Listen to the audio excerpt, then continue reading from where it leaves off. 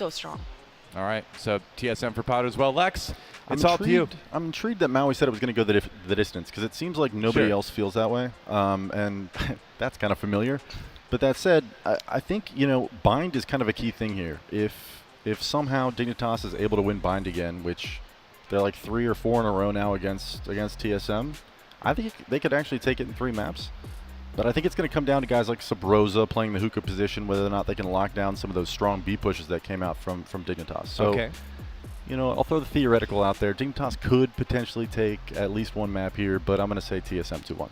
Wow. All right. Top 10 anime betrayals right there. Lex deciding to go with TSM instead, but we have one more choice we made. The coin. Let's going to pick heads TSM, tails at Dignitas. Does even the coin believe in Dignitas? We'll find out right now. It is tails, Dignitas. Whoa. The coin is such a contrarian. The coin believes. We will see if it is belief well placed, as it's time to throw back over to Golden Boy and DDK to see who takes this lower bracket finals.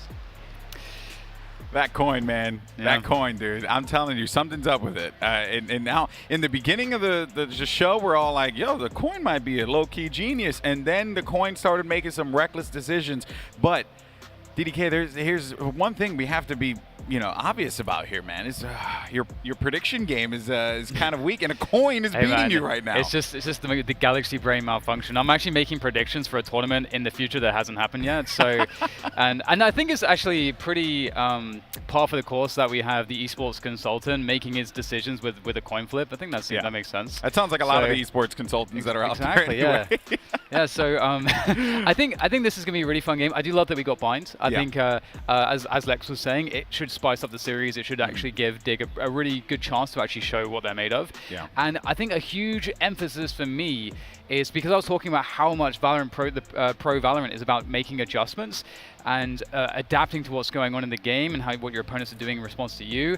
Def is going to be huge in this regard because he is the main Counter-Strike head and brain, the guy that's played Pro Counter-Strike for a very long time at the top level. He should be the one that should be able to help guide his team into making those adjustments, reading the game in a more of a macro sense to help them not fall victim to what they fell victim to yesterday against Cloud9, hopefully. Yeah, well, that is weird, right? Because we were discussing before we came up here to start casting that what was going on with that match against Cloud9 was so odd because there were points where it looked like Cloud9 should have, you know, or not even Cloud9, most importantly, Dignitas should have adjusted. And Cloud9, they were just free to do whatever they want. And granted, an argument could be made that the composition in Haven, for example, that they ran was just very, very unique and very different, and they were just not prepared for that at all, which does make sense. But even then, though, they still were not doing the bare minimum of adjusting on the fly. I don't know. I am concerned about Def in that case because that is where you need him to actually step in and be like, okay, we have to change this up. We're, you know, the definition of insanity is doing the same thing over and over again and expecting a different result, right? We have to try and adjust this, and they did not. So and then TSM's case, right? We didn't see that trademark aggression from them when they played against Dignitas, but we did see it when they played against Gen.G. We saw that aggression come out. They were taking a few more peaks. They felt a bit more confident. Surely they do that again here today, Dan, right? I think it's an interesting aspect to TSM likely in their first encounter with Dig thinking, we don't really have to do anything special here. We don't have to take any outward risks because we can just play standard, react to what our opposition's doing, and they're going to hang themselves. They're going to make a mistake. We're just going to punish that. We're going to win. Maybe we win the game that way.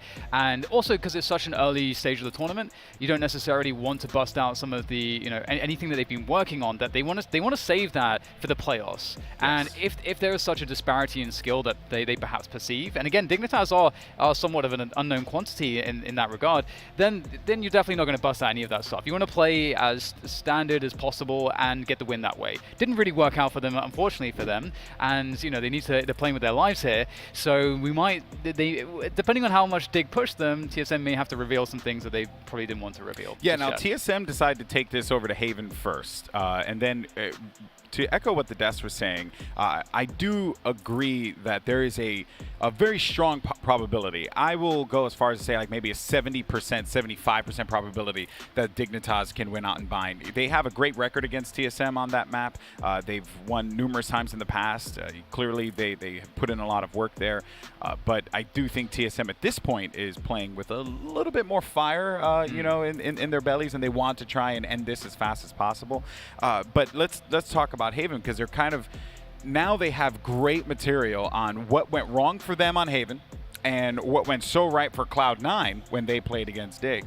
Do we think that there's a possibility that TSM tried to do something a little bit different here? Do they try to do the triple duelist, right? I don't see it happening, but do you think that there's a possibility that they can explore that and maybe find some success there?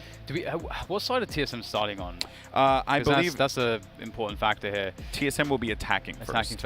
Yeah, so that's how it started out as well on the first encounter. So that's gonna be really interesting, because when we saw that series, we didn't get to see TSM get to defend because they did so poorly on that first half, so we didn't really get to see that. And that's something where I think we're going to see, and we did see in fact against C9, that's where we saw Dig struggling, was actually on their attack. And that's kind of unusual because on Haven, it's actually a map where it's actually fairly attacker-sided due to the way the rotations work. It's very difficult for the defenders. Very spread out map. So it's interesting that, TSM, they don't have to have an incredibly good first half, I think, because of how much Dig was struggling against C9 there. And that was partially due to C9's aggression, throwing off the default. But that's what you have to expect at this top level. When you're running your defaults, the other team's going to pressure you. They're going to try and win certain areas, and sometimes they will have better setups than you.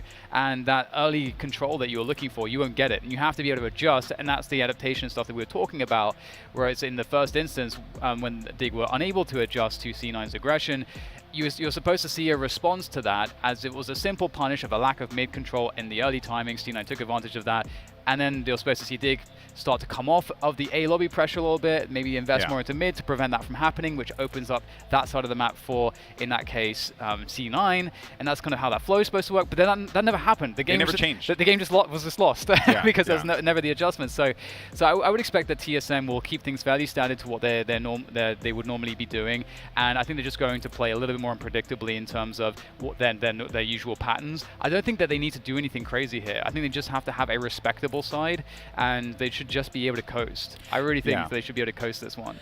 I do find it to be quite a fun evolution of TSM, though, how this team was like, at one point they were like one of the best squads on Haven, right? And now we're having this conversation where it's like TSM just needs to be passable first, and then they can actually profit on the win afterwards. So it goes to show you how much this game can change just within a few weeks' time. By the way, folks, just so everyone is aware, we are waiting on one player to get into the lobby, and then once that happens, we're going to jump into the game as soon as possible. We know you want to get into the action. We certainly do as well. This game should actually be quite entertaining, given that there's a lot going into this as far as storylines are concerned. You know, you got the Dignitas defeating TSM. TSM looking for that opportunity now to, well, if they win this, I believe they will go up against Sentinels, if I'm correct, right? Yeah, so that would be so we are guaranteed to get that match. And we were going to get it one way or another because of the way that the competition have formed out. So they, if anything, this actually speaks to a broader issue, is that while Sentinels gets to chill out today, maybe some of them are in chat watching, TSM have to play. They actually can't reveal too much right now. So they can't do the thing that they wanted to do in that first game, as you had mentioned previously, of just chilling out, playing just standard, not trying to give anything, not trying to give your opponents any new information that they could potentially use. They can't quite give away, but they have to put this match away, or else Dignitas will surely take advantage of it. Yeah, and it's so interesting too, because this tournament is so much about answering the question of that rivalry a little bit, because we saw that Sentinels had such a struggle at the FaZe Invitational, and they went into that grand final after such a close upper bracket. It felt like either of the teams could have won that because of how insanely close it was. It came down to all these overtimes and everything, and then we get into the finals, and it looked like Sentinels were almost there, but they were working from those disadvantages from coming in from the loser bracket. And so I feel like that question is still there. TSM still don't. I feel like the most honest thing is that they don't definitively have the #1 title despite winning that last tournament because it was of the nature of it. Yeah. So they need to do it here. But at the same time, I feel like Sentinels have been slowly climbing and climbing and climbing. And I feel like it's kind of inevitable that they'll overtake TSM without TSM having some sort of a reinvention of themselves. So that's what I'm really curious about in this tournament. And as you say, that TSM can't give away any of that yet. Yeah. They really do need to try to save that as long as they possibly can. But here we go. Looks like map 1 is about to kick off. I'm excited. This is going to be good because we're going to see what TSM actually brings to the table. Do they try and give us some different looks and be a bit more creative and give away some of their strategies that they may potentially be bringing to the table in the playoffs? Or do they try to do the thing that they attempted to do in that last game and play reserved? And as for Dignitas and what they do here, we're going to be keeping our eyes on the new addition to this team, Shanks, because he had a standout performance in day 1, and then day 2, it wasn't pretty. Yeah, there's a lot of questions to be answered, and it all starts with the pistol. We've got pressure on the A short position from Dig, so they're going to use a paranoia. I would expect to see if they can get some value there. Smoke into the mid window as well. We get the typical sort of defaulting, just creating some presence towards the A side of the map. We're going to see that from Cypher pretty consistently, but it's a walk up C long for TSM, and it's a C retake here for Dig regardless, so Def just has to get 1. Yeah, he just needs to stay alive and try and just provide some value, delay it for as long as he can, but Hayes is going to make quick work out of that one. They have already managed to take control of the C site right out of the gate here. Spike is down. Now they'll have to play for this retake. They will have at least a paranoia to try and go into this site. They also can get some recons, maybe to get some more vision. There goes a paranoia. It's going to be fat too. Does manage to connect with a few, as a few members on both ends are going to go down. A 2v3 here. TSM does have that slight advantage. Shock Dart is going to deal sizable amount of damage here, but a beautiful shot from Subrosa is going to line it up there against Som. But it's 70 HP Superman versus 2 members of TSM. 1 member is actually going to be dangerously low. It's Subrosa, and he manages to nail the headshot there. Dark cover is going to give him a little bit of protection, but it's not going to be enough from the garage door as the challenge comes through, and Cutler is going to be good for it, keeping TSM in this one and giving them that first round win. That was so close.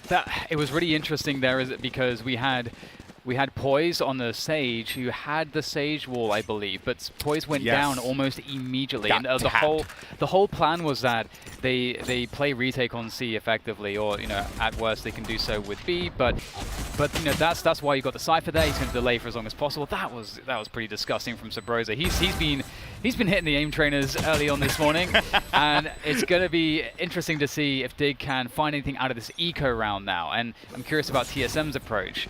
Again, you do want to see if you can thin out the numbers and not allow all of these pistols to, or you have to presume that they're shorties lurking around every corner.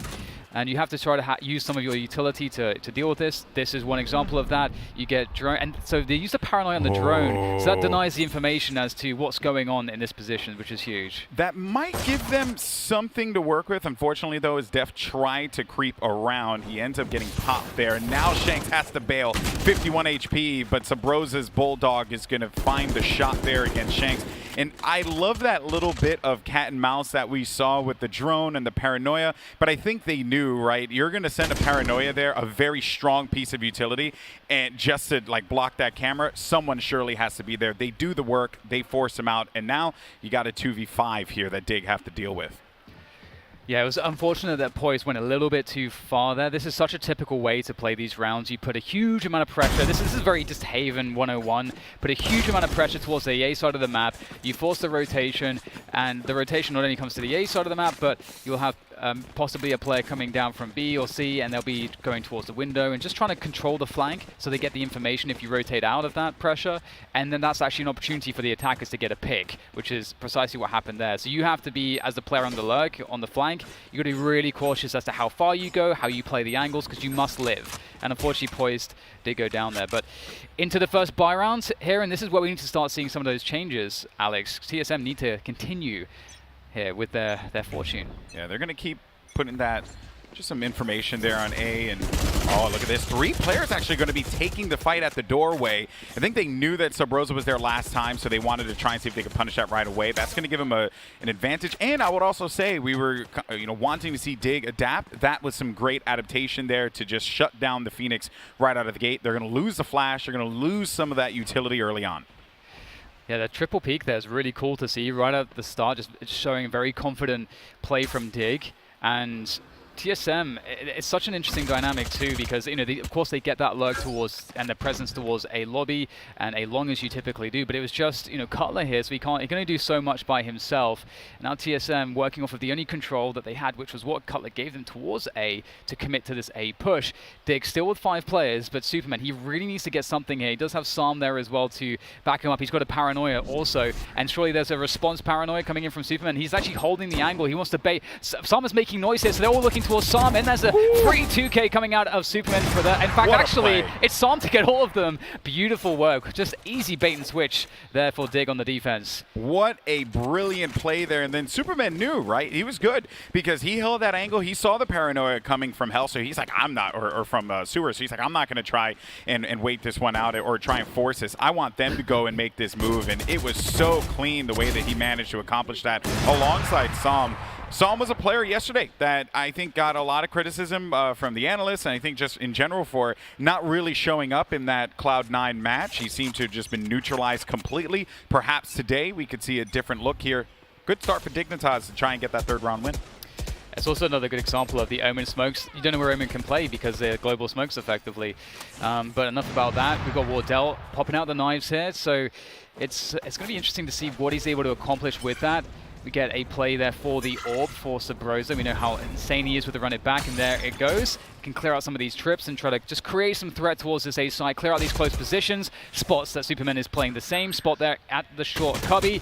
Oh, Shanks forced to peek. Great connection. That'll slow TSM down slightly and give time for the rotation for Dig. Yeah, and I'm almost certain that Superman saw Wardell with knives out low inside of the sewer, so he's just going to play this one back, go back to his teammates. Maybe Psalm's drone can give him some intel. They know that they're going to be favoring this side, but still just going to be playing this one out slowly because they have Shanks on patrol with that op. Does manage to connect with another one here. He needs a big day today, and perhaps this could very well be it. Look out, though. He's anticipating the closer player to push up, but what's going to happen potentially... Oh, he had to have seen... Oh, my God. He saw that from just the fact that that gun just... It popped up for a brief moment, and then look at that camera. Oh, man, that's a camera Sean would really appreciate. Yeah, that's really good work there from Dig on this defense, and it's not going to be too much that is really left to do after all is said and done. Yeah, so this is something that I'm really loving in the mid-round, these mid-round cams that get set up. Once you understand sort of where the other team is moving and you get enough information, you can get a really deep cam which allows you to really punish them if they rotate out. So it's definitely something to keep an eye out for. And this is also a distance advantage type situation where Shanks is much further away from the angle of engagement, so he does get to see just a little bit more of Drone there than Drone can see of him. Plus, he has some sick reaction times. Always helps, you know. As you said for Sabrosa, right? Maybe Shanks hit that aim trainer a little early on. Always a plus. Double up as well here. Ooh, very nice opening onto Wardell, no less. So that head-to-head is heating up, that's for sure. Yeah, and this is this is exactly where Shanks is just going to prove his worth here in this matchup against TSM. Granted, yesterday Cloud9 they got bodied for lack of a better term, but if he can actually step this up against Wardell consistently today, get Wardell frustrated, that will be a huge benefit to this Dignitas team as they try to take this series and move on into the playoffs when everyone else has effectively written them out. Now, Poise will have a snipe on one side, and then you're going to have Shanks bringing the op over towards C as well. Here comes the paranoia. Now Psalm's there to receive, manages to get one, and it's just very clean, these defensive holds here for Dignitas. Good rotations, they're responding very well, they're pinning TSM exactly where they want, and they're taking full advantage. I feel like, maybe it's too early to say it, but I feel like in me betting on TSM in the predictions, I feel like I just screwed over everybody else. I feel like this, my predictions are not working out. It's still too early to tell, Dan, okay? What do you mean? We're 5 rounds in. Game's over. But yeah, I'm liking the double up here from Dig. It's something that has worked out really well for them in the first matchup against TSM on the defensive side. And look at this aggression we'll see coming out there. The aggressive ice orbs to slow down any presence through grass. The smoke onto the dark cover onto the window there in mid just allows so much early presence from Dig. And TSM have to check for these things. They can't just allow that space to go for free. So this buys a lot of time. Very cheap. This is a free smoke and a 100 credit investment. Gonna get the kill here. Oh, Def had his back, and Psalm was inside of his in his drone, and Def was there watching his teammates back. So smart. And now that means that they're going to have that player advantage here. Also, be on the lookout for that Huntress Fury too, because if they do try to get onto site, you can really just see Psalm taking that from all the way back in the defender side. He's done that before, and he's done that to great effect in the past. And that cam in mid now from Cutler can see basically everything. Sorry, from Def can see everything in mid. They have vision on C long, so they know it's A right now. Dig 100% know what's going on, and there's just so much to talk about. But we will first see exactly how TSM are able to fight their way out of this desperate position. Superman's waiting for the opportunity to pop that prime opportunity. Paranoia goes out. Psalm does pick up another kill there. Drone is going to drop Def, and now they're going to be dancing around hell, but they both managed to get the job done. Only player left alive will be Wardell inside of this little cubby here, but it's going to be the rival Opper and Shanks that will end the round, giving Dig 4 straight here on defense. So just a quick point here about just the masterful approach there from Dig. So as we saw, super cheap to get that mid control. The dark cover obviously regenerates. You have the ice orb that goes towards grass, preventing a movement out from grass. So that buys Dig free time to kind of go down mid. They can take a pick of his challenge. Nothing happened. They fell back out of it. But as we said, TSM have to re-clear those positions because they cannot allow Dig to be playing in mid. So Dig know that, so they drone out to just double check if that's what's happening to get the info. And TSM try to punish the info, and the setup was there. Shanks did not get the jump he wanted when he came out of the garage door, so he's going to back up. No one punished him though, so nothing particularly is going to be lost here besides the tailwind, which you would want, but I think he's just going to continue to play this one safely. Psalm sees a few bodies that are going to be outside. This is an eco round here for TSM. They've lost quite a few in a row now, so expect them to just try and play for the picks, see what they can get out of this, what guns they can wrestle away from Dignitas, as more angles would just continue to be held here. I also love the fact that they're double stacking B like this, anticipating that if they're all just going to charge into that, they can at least mow them down with the Phantoms. And they're playing around this B area very well, locking down middle of the map and then playing their rotations whenever they need to, because you know that, oh yeah, Shanks, he gets a little jump shot there on Wardell. Psalm, he's been on fire today as well, DDK. Absolutely, and there's just, I'm really loving Dig's setup. The way that they're playing this map with their composition and with the way that they're using Sage is actually really, really cool. We'll see if TSM can do anything as they move towards this B rotation. They will try to find their way in, but there's just so much to deal with. The Paranoia will come through. And there's just so many bodies behind the site. It's so hard. Drone will be able to pick off Def. Shanks has popped the daggers. He's going to miss that one. Drone is absolutely lethal with that Sheriff, and he's going to make it hurt, but inevitably, Dig will win the round, and oh my god, I'm really enjoying Dig's setups here. We haven't talked about Poise on the Sage, and I very quickly want to just go over it. Having Sage with the ice orbs at the back of C is really awesome for an anchor because of the amount of delay is always going to be enough here. And just seeing this, when you see this dark cover, how deep it is, it's because people want to move behind it.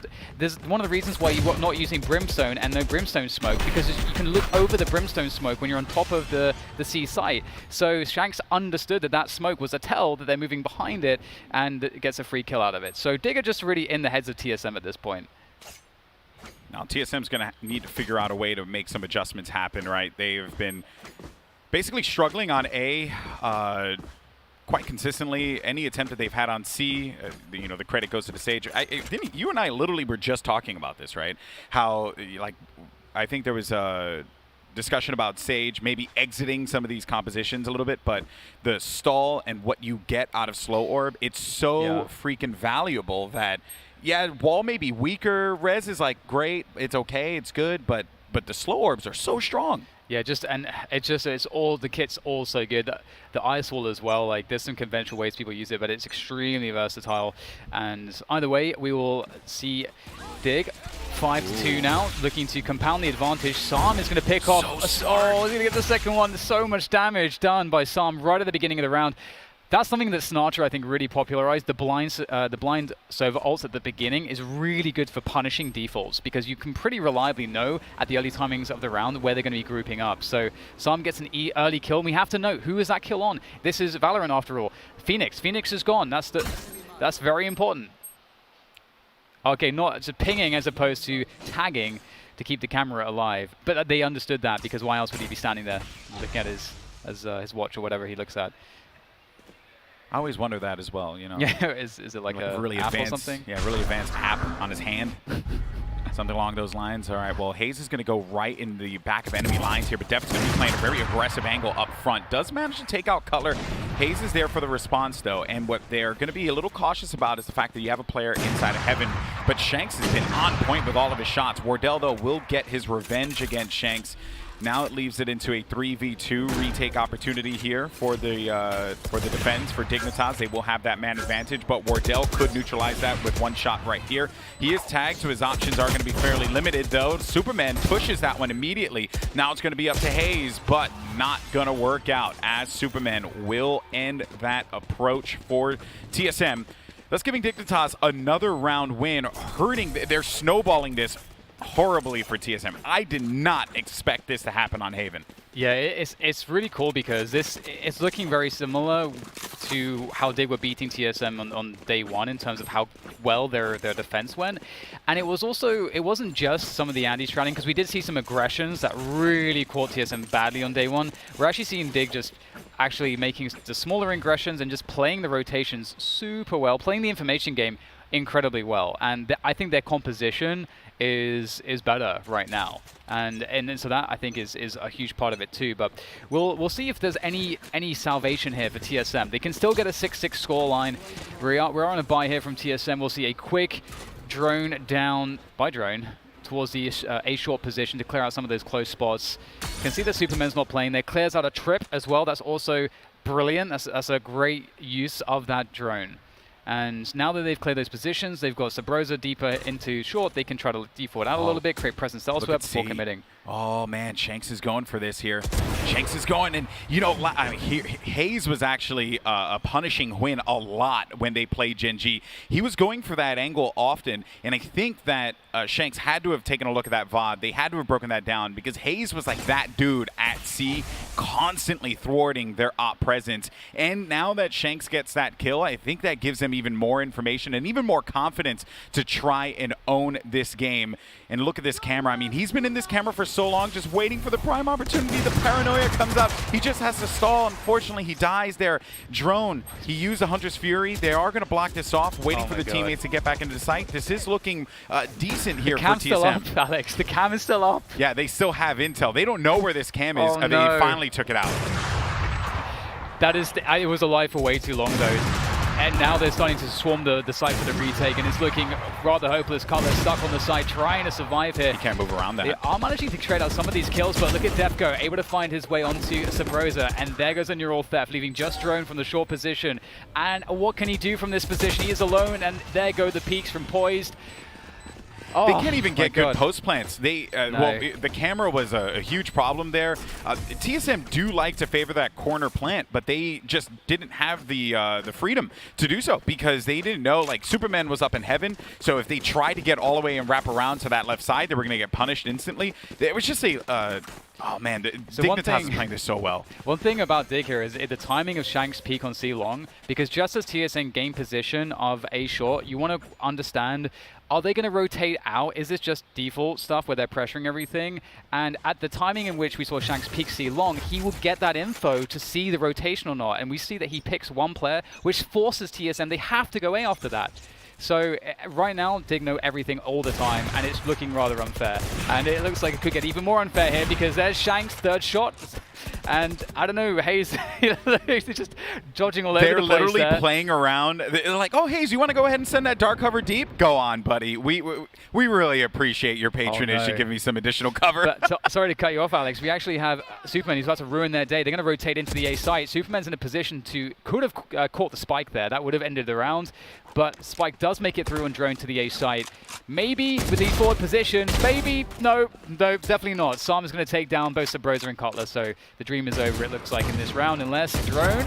Nah. But like, you've always got to give it to Drone that he could pull something out with a pistol, but not this time. Yeah, as good as he is, he had, what, 25 HP and not a lot of room to work with. He was getting pressured. It would have been just an incredible play if that's the case. But yeah, so just going back to the beginning of the round here again, right, just what Shanks is able to do against Hayes and that deep dark cover that they constantly send out, they're playing around that very well. They're They're honestly just manipulating TSM to what it is that they want them to do, and they're playing right into their hand. But now they're going to be able to buy here, Dan. Maybe this is where we start to see TSM pry with these next 2 rounds, get an 8-4 respectable half here out of what's been going on their attack.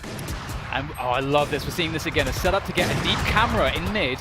And this is so awesome. It looks like an aggression. You're on your guard, but it's all about getting that camera in mid. Look at the position on the camera as well. That's actually insane. Has it even been spotted? We're getting the pinging. It does get spotted. So, well done from TSM for that. But that aggressive cam placement is so cool. I love that. Now the question is whether TSM can convert some of this early control into anything. Wardell, it feels like he's so close to maybe getting a pick, but they're not giving him any peeks.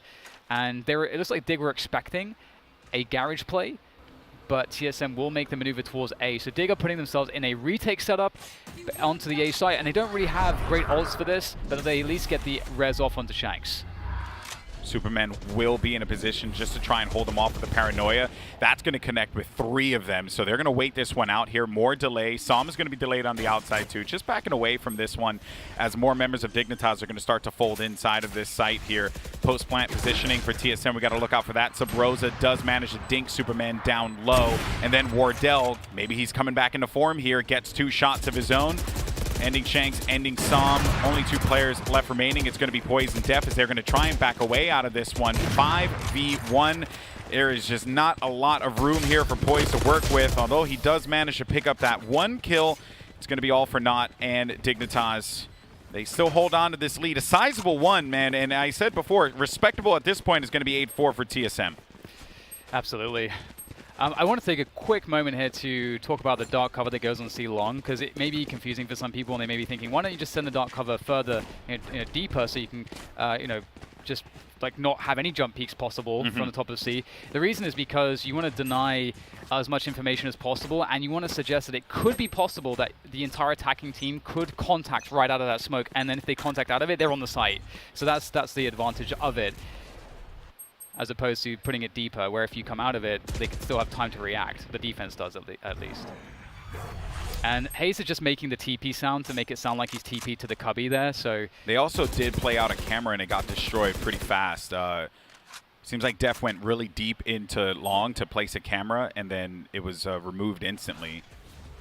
So they could actually set up a C fake here, possibly, because Hayes was faking information towards C, and it was pinged out by Dig as well. So they're thinking C is happening here. And here comes a beautiful backstab onto Def, and they can rotate back, and indeed, that's exactly what's happening. They're going into the B site instead. They pulled the rotation to C with the fake TP and the pressure into Garage, and TSM, they should be able to take a lead here and get a spike plant, but that wall is still up, and they're not breaking it just yet. Oh, and Hayes managed to get behind him with the teleport as well, but Poise gets the kill! Oh boy, now we're going to be in a situation of a 2v3 here, as we have, I think this is, okay, they have one on the flank, Superman, he's just waiting for the opportunity. Shanks is still going to be alive as well. They did neural theft, so they got some intel, but the kill came through. Now it's going to be a 2v2. Both players are going to be located inside of B. They know this, so Spike now in play. As they set it down on B, they're going to just wrap around and play the angle outside of the link. Meanwhile, you have the 2 members of Dignitas creeping their way inside. Do they have anything to try and create some vision blockage for them, which is going to come in the form of that cloud burst? Wardell, though, is going to go for it, and he muzzles Shanks. Blades are out, though. Wardell can close this one out. 8-4 in the half. Can Superman be the hero that they need, though? He does manage to pick up 1 kill. Now it's just going to boil down to him versus Sabrosa. He knows exactly where he's going to be. He's trying to use the coverage of that ledge here to give him a little bit of an angle, but instead it is going to be Sabrosa who gets 3 out of that round. He tried to play the edge of the doorway just to give him a little bit more of an advantage to back away.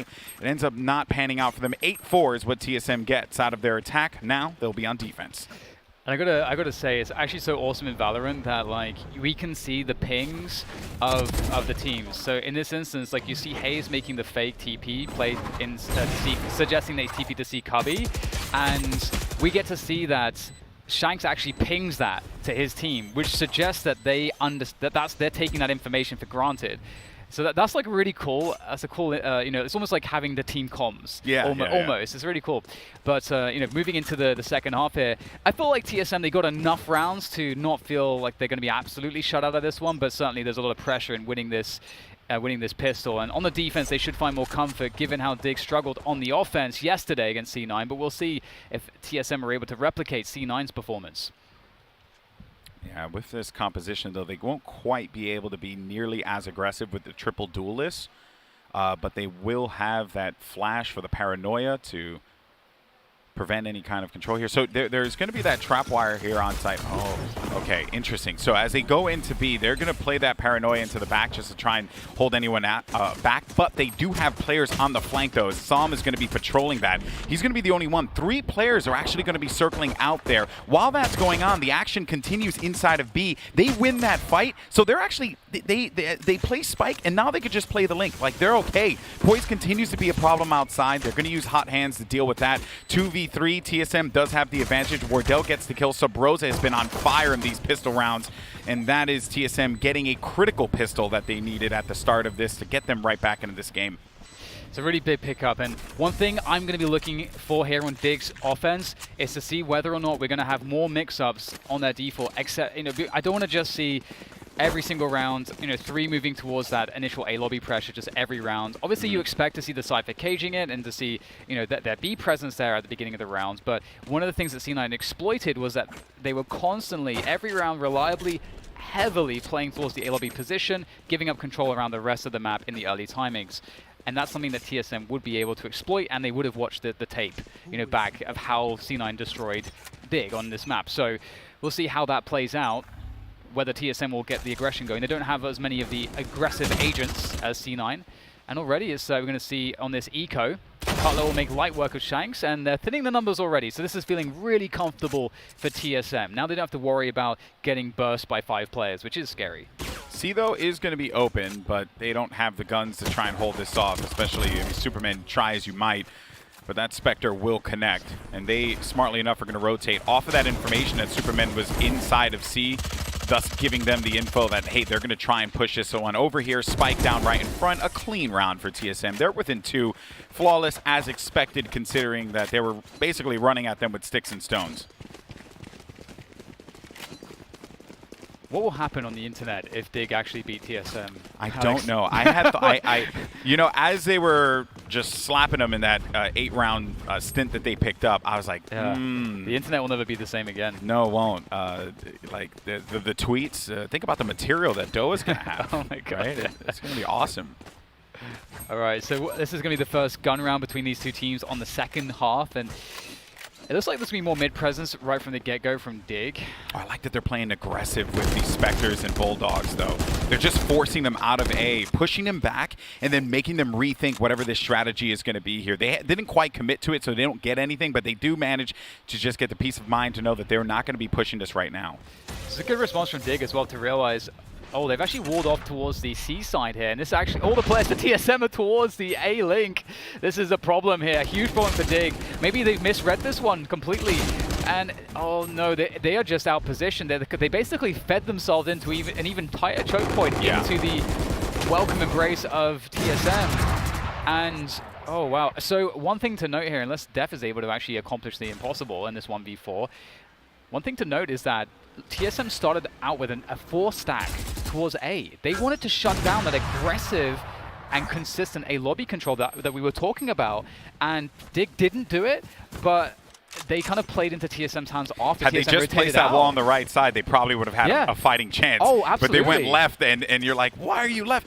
I don't think they knew the numbers because the dark cover blocked it. So when they pushed them out, there was like 3 players in sewer that had charged. 2 Spectres, 1 Bulldog had charged right up the ramp. Yeah. So then they backed away. I don't think that the second player shot, so maybe they just thought it was only 2, and they thought maybe they were favoring 3 on the left.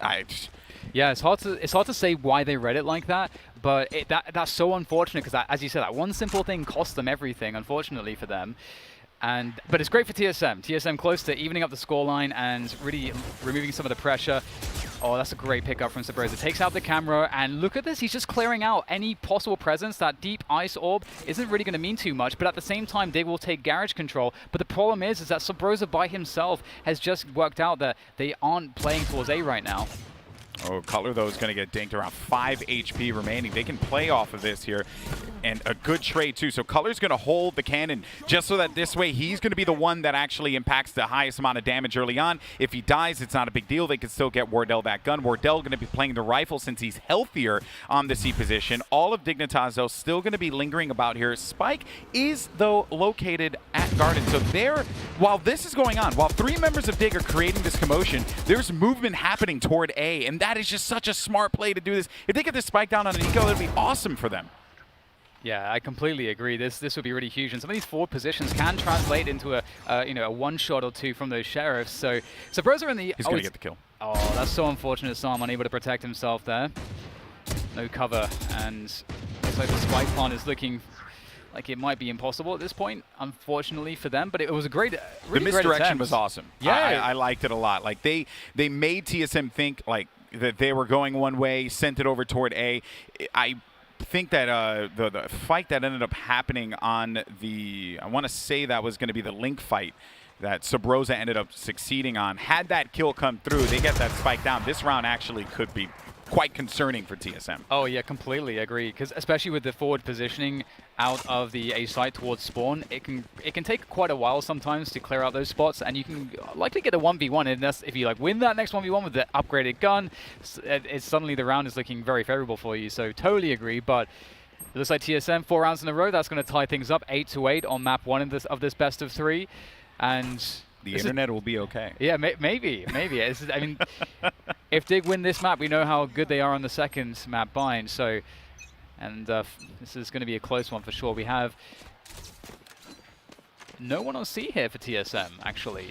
Putting an extra player towards B early on, towards mid, to see if there's any switch up into a faster mid pace, but there isn't. In fact, Dig are actually slowing things down, and they're basically delaying their default a little bit here. They haven't taken any A lobby pressure. They're looking to retake things. They're looking to not get caught by aggression. And look at Sam. He's forced to use the drone at this point because they didn't do anything at the beginning of the round, and the drone is really the safest way to clear as much as possible, as cheaply as possible. Yeah, and it doesn't really give them all that much to work off of, too. The drone just gets midway through long on A, so they are now with that info. They're going to play this C site here, but they are going to be running right into Wardell. But with the time as it's happening here, could actually imply that the rotation comes through for TSM. As you're starting to see, drone is moving toward A, thinking that they're going to be favoring this. C is now going to be completely exposed here, and they could just push right on in. Smokes are coming out. Sabrosa is going to be the one to make first contact. Does manage to see one. They know exactly where he's going to be. And Sabrosa, what a play out of him. Staying alive inside of this is going to continue to put some fear inside of this team. Wardell, a clean shot on the Shanks. The Shanks tried to peek around that corner here. Comes around the side. Will get himself another one. Oh. Looking for a third. Can someone please stop this man? You thought that you got C for free. You thought Wardell wasn't going to kill you. But Wardell always finds his mark. That's 4. For the lead opper here for TSM, shutting it down and giving them the lead for the first time on Haven. Oh, that was such a huge chance as well for Dig there. It looked like it was going to be terrible. There was this timing where TSM had the perfect rotation. Like they knew exactly it was going to be a C play. But then that extra time, that extra 10 seconds, suddenly they start to doubt themselves. They start to rotate back on towards the A site, giving a clear run at the C site. There was nothing here. Sabrosa was in garage. He gets one, but the whole site's given up. And Dig didn't spend that much utility because they didn't do all of that typical defaulting at the beginning of the round. So they had so much util to work from too. Very unfortunate for them, and now it's starting to get worrying for Dig. The double op is going to be so hard to deal with here for Dig, I would imagine. And we're not seeing as much A lobby control as we're used to seeing out of Dig from the sample size that we have. And they're going for a mid play with the light buy here, using the knives of Shanks. He's going to be the focal point here for Dig's success in this round, surely. I do believe that Psalm got intel, yeah, that Cutler was there, but the problem is he ran right into that op. Now, though, is Shanks, he's playing outside, and he will be making contact here in a little bit when Drone wraps this corner. But he's going to be playing back. Now they're just playing this one out slowly. The wall's out here. It does give them the intel that they are going to be favoring B. They'll let them take this plant, and then they'll go for the retake. Poise, though, a nice kill, is actually going to bring the res back and tip the tables in their favor. Tip the odds, I should say, in their favor, bringing back their teammates. So Sam's going to be in the fold again here. And look at this. Look at Poise on the flank. Poise is wrapping all the way around here. That's why that trap wire was placed down. Shanks is looking to hold inside of the garage. Poise is wrapping around. He's already ended that one there, and he manages to pick up the kill. It's going to be a blade battle there, but Wardell manages to win that out. Now it's a 3v2, as TSM did manage to take control of site, but it's now going to be left up to Hayes by himself. He has been great in this game. Is it going to be a matter of whether or not he clutches it? No, because Def does land the headshot, and they're going to bring this one into a tied situation yet again, and perhaps letting them take B site there so freely that could have been the death knell, you know, and the criticals of Poise too. Yeah, there was like so much going on in that round that was kind of insane. Like Sam first going down, and then the fact that Sam was actually supposed to be the player that rotated to pick up the spike, which then forced somebody else to come off. And I think it was Def. Yeah, Def had to come all the way back, which meant that they had to sit in B. And because they had no choice but to sit in B, then TSM was starting to question, hang on, what are they doing? We thought that it was B, and we've rotated there, but now we have all these openings, and nothing's happening. So now we start to doubt ourselves. So yeah, that just got real weird, basically. But then, you know, Poise wrapping around flank like that too, and taking a confident play there. They even patrolled that body for Sam and did not allow them to go in, and Poise had to make the play. So there was just a lot of playmakers in that game, like just things that needed to happen to work out for Dignitas to bring them back in this matchup. Cutler, though, is going to get zapped a little bit, and he will be shot in the face. So Sam does get a little bit of his revenge there against Cutler from that last round, and that's going to prompt a lot of movement over toward A, and Wardell just going to be that lone player to try and hold down C. And look at this movement here. Yeah, it was all about, I mean, their pressure towards A was so convincing. That kill really sells it. That kill is what forces the rotation. That's so unfortunate for TSM. Now it's on to Wardell to just be a clutch monster. He's going to be, as you said, completely alone on the C side. The amount of warning that he gets is everything. We'll have to see exactly what that's going to look like. He sees the arrow. In fact, the warning shot is going to be the one that kills him. Shanks will take him down straight away, and with that, and Def lurking towards A, it couldn't really get any worse for TSM, could it? And it looks like Dig might finally be back on the board here with these last couple rounds, unless Subrosa is able to find a way to save this, but it would surely require some huge overstep from Dig, and I don't think they're going to give it to him. There's a wall on Garage, there's a smoke on Spawn, there's a trip on C-Long. Everything is accounted for as far as Dig is concerned in terms of closing the success of this round. And I'm curious now here, Alex, what does the economy look like for TSM? Where are we in terms of the ultimates? Because we're getting into the very late stages of this one, and Dig have just finally turned things around. It looks like there is enough cash in the bank still for TSM, so they still have a solid fighting chance of stealing away momentum. And they're also going to get a few ultimates online in a little bit too, right? I think I saw one at 5 out of 6. Yeah, so 6 out of 7 for Cutler. Drone's going to be 4 out of 7, but Subrosa is the one I'm really going to be paying attention to.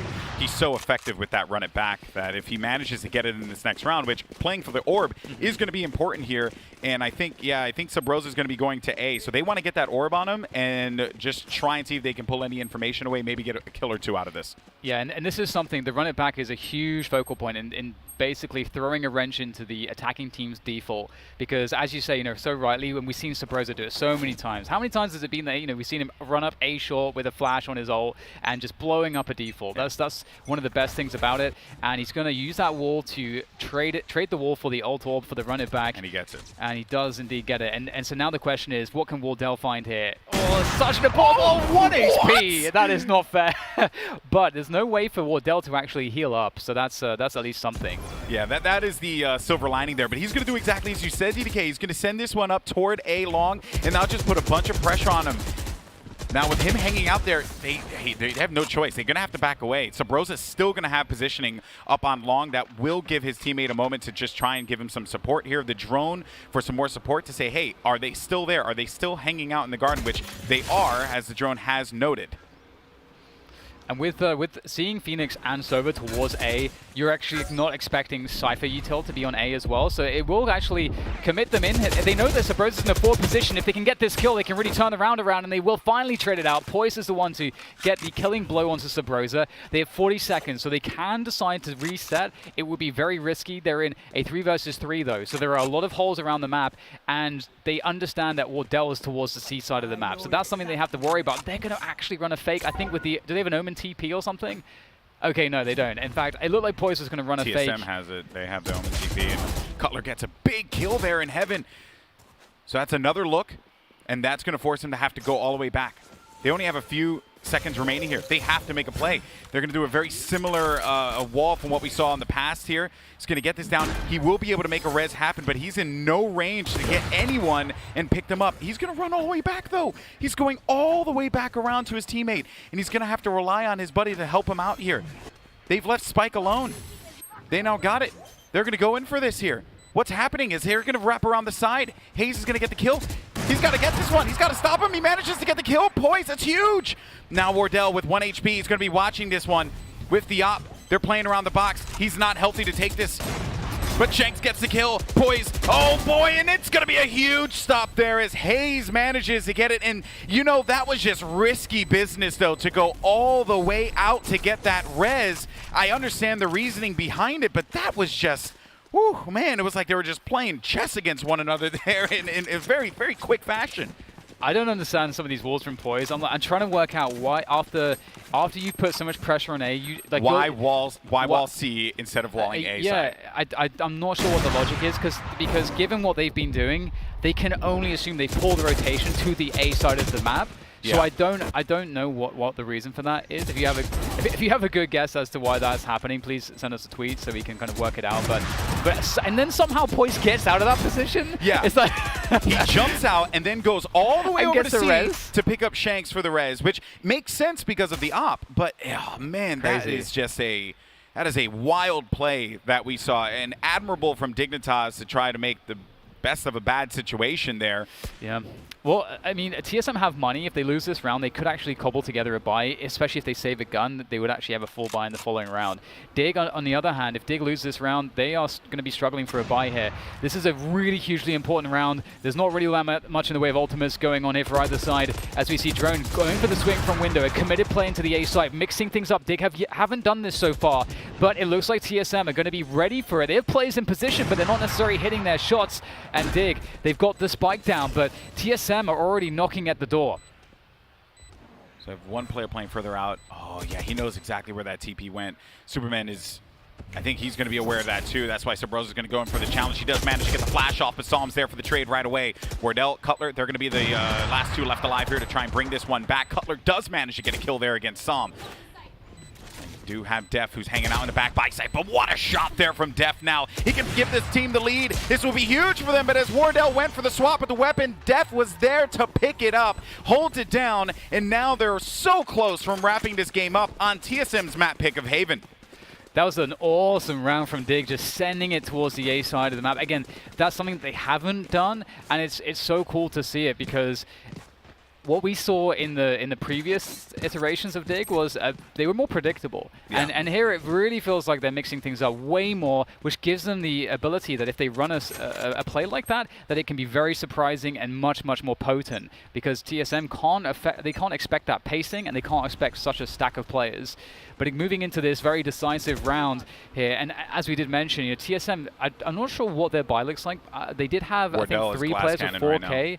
Right, so yeah, they have a buy, but they've got to make it count, because they will be broke. They're absolutely broke if they lose this round, and then Huge gamble. that would be one more for Dig. So basically, TSM have to win this round, Alex. But they have a lot of ults, though, right? Like, Hunter's Fury alone is something that can give them so much clear, give them opportunity to push in to site.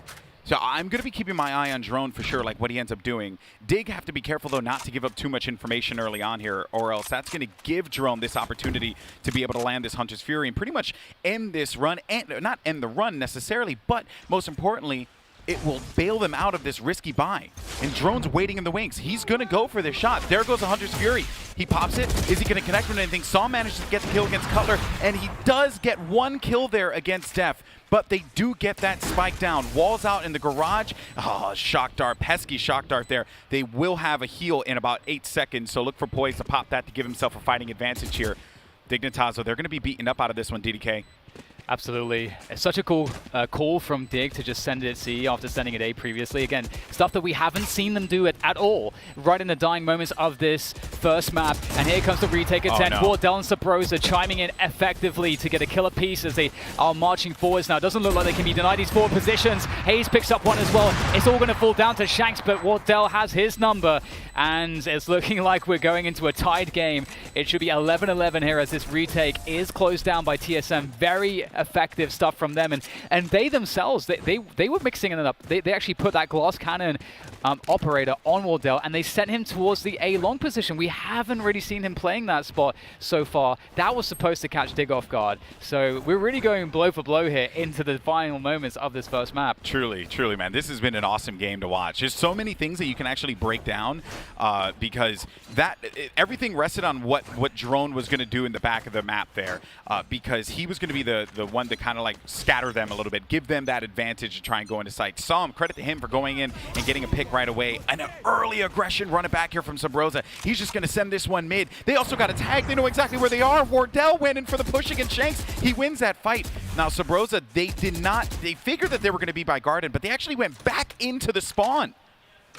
Oof, this is a huge problem for Dig because they also have an ult disadvantage as well, but they do have one of the most powerful ultimates as far as initiation is concerned with the Hunter's Fury, so they're going to have to make it count here. It really needs to do something. Sam has to be on point with this one, so we can look to expect that. But Sabrosa holding on to Garage, he's so strong in these positions, and if it is a simple committed play into C and Def dies versus Sabrosa, I don't know what the prospects will look like for Dig. This can be very unfavorable, and there it is. The Hunter's Fury will come into play from Sam. He needs to get a kill, but Cutler swings out.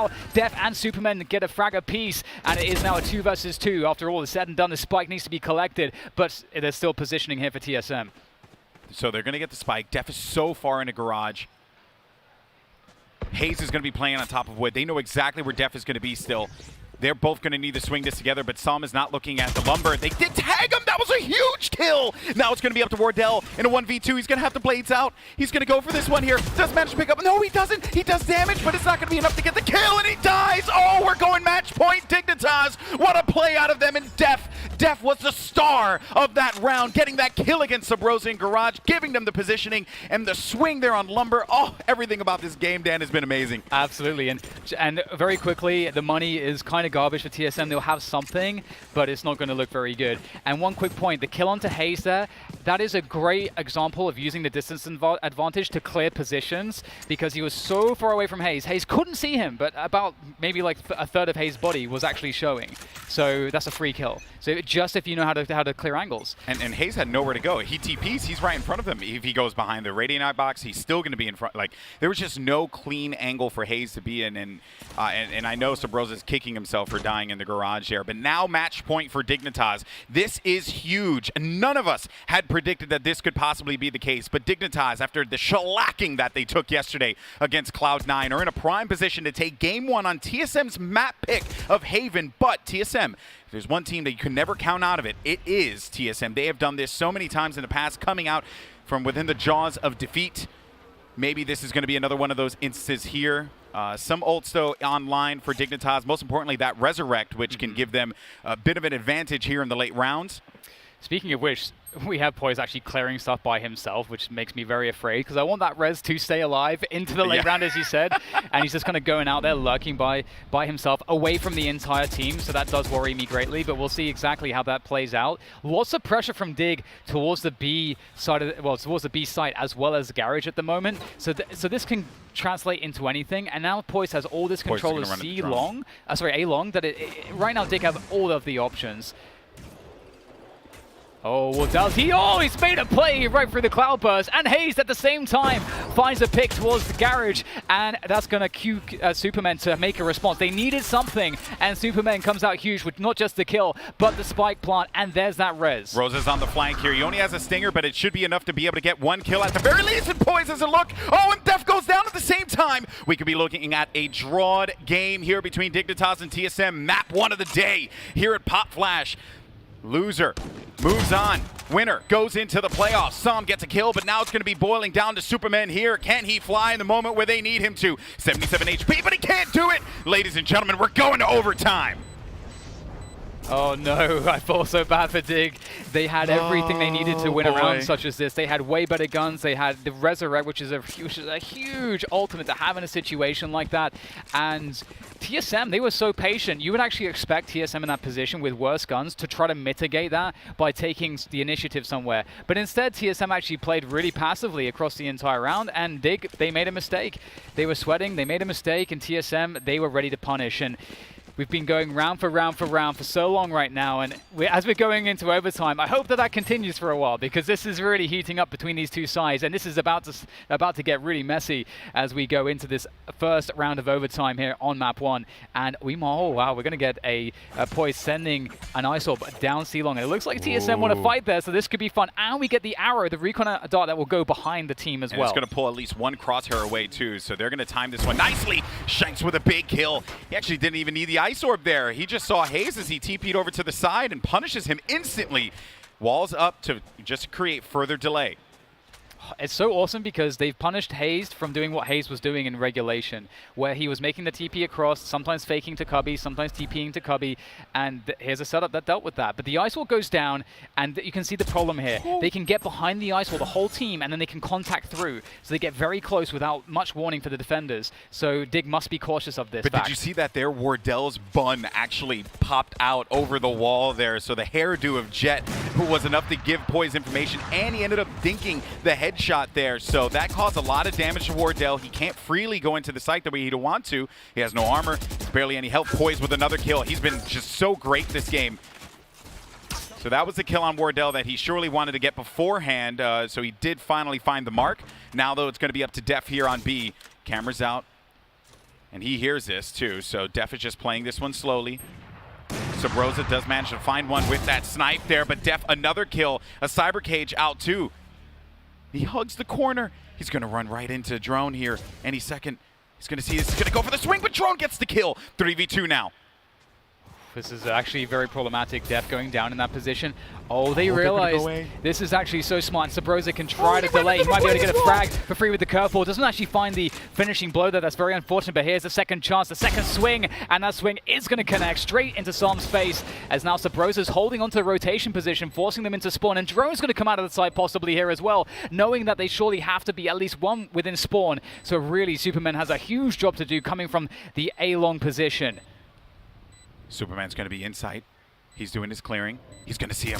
He's going to see him. He manages to get it. He's going to place dark cover, and he's going to stick it. Shanks knows exactly where he's going to be. He goes inside. He tailwinds in. He's going to have the angle, but Subrosa is going to desperately try and swing this one to end it. It is going to be the defenders that pick it up. Superman, what a play from him. He gets the kill there on Drone. Drone was so worried about the player that was going to be pushing out of the defender side. He was not concerned about who would be popping around the flank. There was actually a world, I think, where he can, where Shanks would have been able to get the win there, because it's sort of, I mean, it happened a little bit too late, but the pinging of where the spike was, I think inside the cloudburst, there was an angle on it. So that actually could have gone very badly there for TSM, but that's an insane recovery. Sorry for Dig, but that's an insane recovery attempt from TSM after an awful start. Oh, Dig, I'm mixing everyone up now. We're in overtime. It's all very confusing, Alex. It's all perplexing. I'm totally with you there, buddy. Don't worry. What a game this has been so far. Now Dignitas are going to be on the attack. TSM are going to be on defense. This is how overtime works with one of the latest patches that came out with Valorant. We saw it a lot in the FaZe Invitational from TSM and Sentinels. It's kind of apropos that TSM find themselves in this situation, but how deep is the playbook for Dignitas on attack? What do they bring to the table that throws TSM off guard? So we get a slower approach here, just going for the clears. We see that drone getting an info towards A-Long, knowing that there's no TSM players on the A-Long position itself, trying to get some info onto the sites. They've got some pressure on the short position as well. The cam's being heard, and Sabrosa's right there, so he knows that there could be a player behind this. So right now, TSM are very much in the dark, but they're really relying on Sabrosa to get them early information, and then they play retake into A. That's like what they're going for here. But Sabrosa gets caught by this dart, and that is pretty scary. He's going to be able to get rid of it, but again, he's bought so much time for his teammates. There comes the dark cover, and that's going to slow things down even more, and they will rely on Sabrosa to hold this down. Yeah, another stall tactic there with the Molly, but unfortunately, Sabrosa will be cut down to size here. Big advantage for Dignitas. It is win by 2 in these conditions, so if Dignitas were to win this, it is going to be game over. They're going to chop down this wall as soon as they possibly can. Wardell's going to take positioning over here on Heaven. As Def is going to be down low on the boxes right underneath, like toward that entranceway of hell. Shanks is looking for the mark here on top, and Shanks gets a big kill on Wardell. That's huge here for Dignitas. The 5v3, TSM, they have only one option for this retake. The Paranoia is going to come through, but it doesn't connect with Superman, and that's going to do it. Dignitas take game 1 versus TSM. I can't believe it. Look at the pop-off there in his brand new Dig jersey there for Psalm.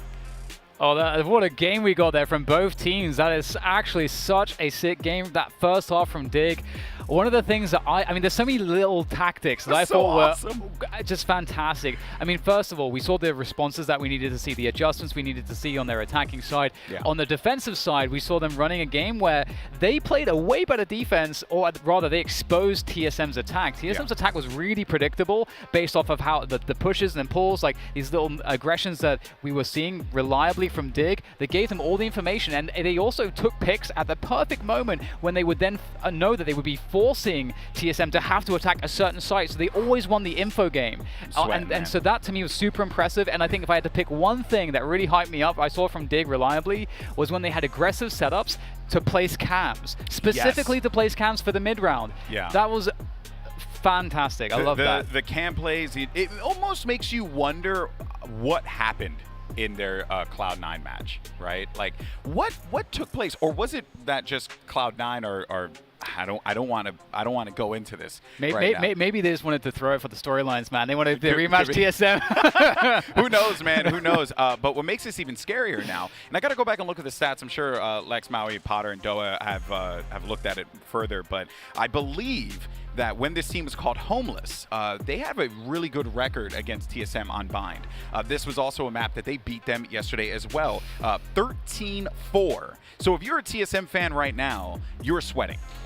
Undoubtedly, you are sweating, because this is danger zone for TSM. And to see it happen like this, especially given that every single person here in this building and probably at home, Dan, wrote them off. They wrote off Dignitas.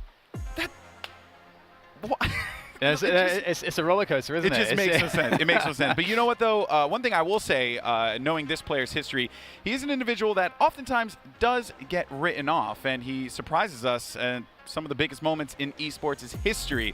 He's a multi-game pro gamer. He's someone that I've grown to respect quite a bit over the years, and this is an opportunity to take a look at Dignitas' very own Psalm. Everybody has that friend who's really good at every type of game, and it feels like no matter what that friend plays, he's the best at it in your circle of friends. But to be that good at the professional level across multiple titles is almost unheard of.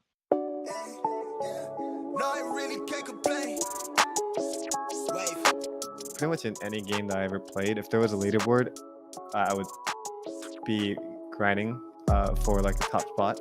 I'm able to go into these different genres and, see if I can take on these guys at their game, or, these guys at their genre or whatever.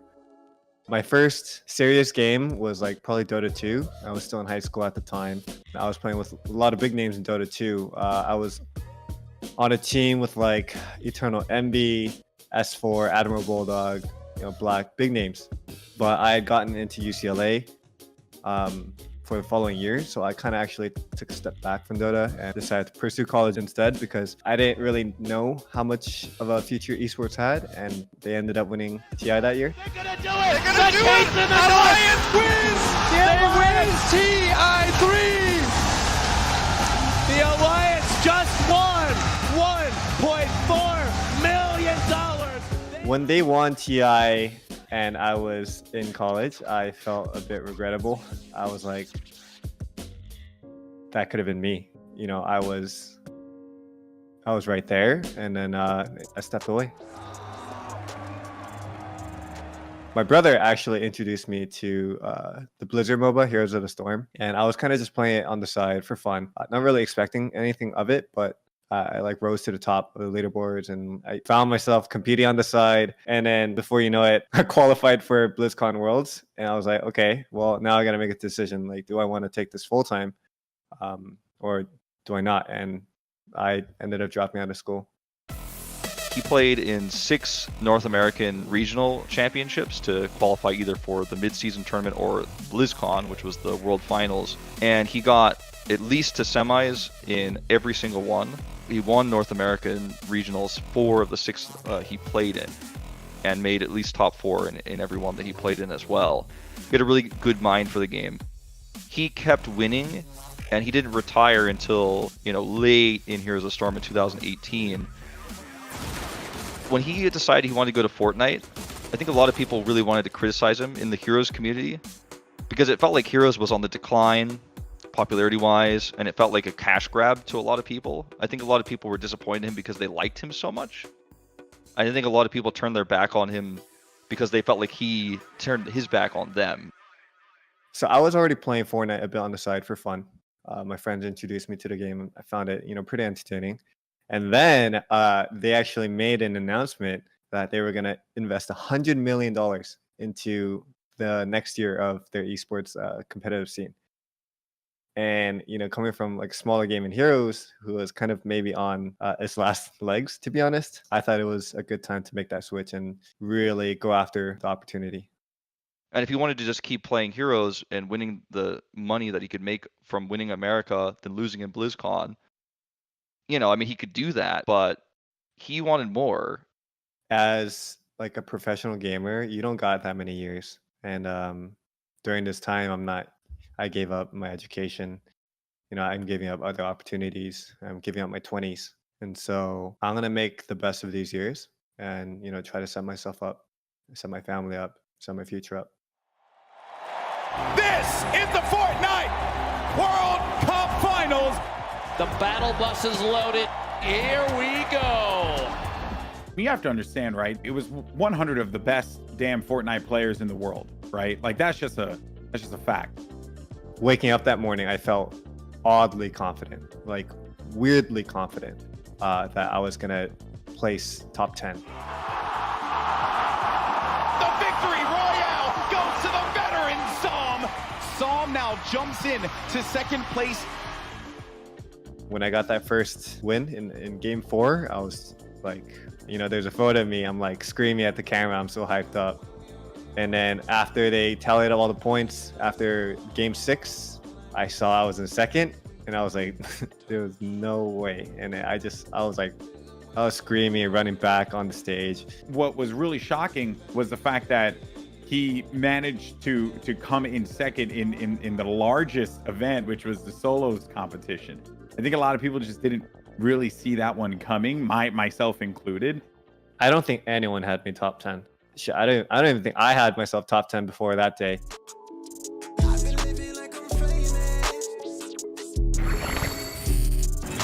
Psalm, the second place finisher in the Fortnite World Cup, winning over $1 million in prizes in Fortnite, has decided he is done with the game and moving on to Valorant.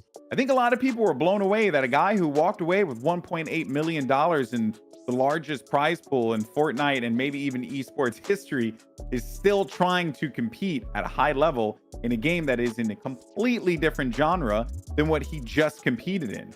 In Valorant, I have a lot of catching up to do because, you know, you got CS guys coming over with 10, 20,000 hours of CS played, you know, some people even more. And I've got like 500 hours of CSGO matchmaking, you know, and half of those were probably idle hours. But, you know, I actually think I'm right there. If you want to think about a player that you want on that stage to play under pressure, I would bet my money on Psalm every single time because the man managed to do it in an insane scenarios. Going from Fortnite now to Valorant, I've had plenty of people say, hey, like, you're a Fortnite player, you know, you build and edit. There's no way you can compete with these CS guys. And, you know, here I am. Nice. Get off my site. Get off my site. The last was bad. Get off of my bomb site. I want to become a top name in the scene. I want to make worlds, and I want to win in NA and have a good showing at Worlds. He may not be like a CS, you know, MDL or ESL player or whatever. He may not be one of those players. It's perfectly fine. But let me tell you, the guy's a beast. And if you sleep on him, he'll wake you up.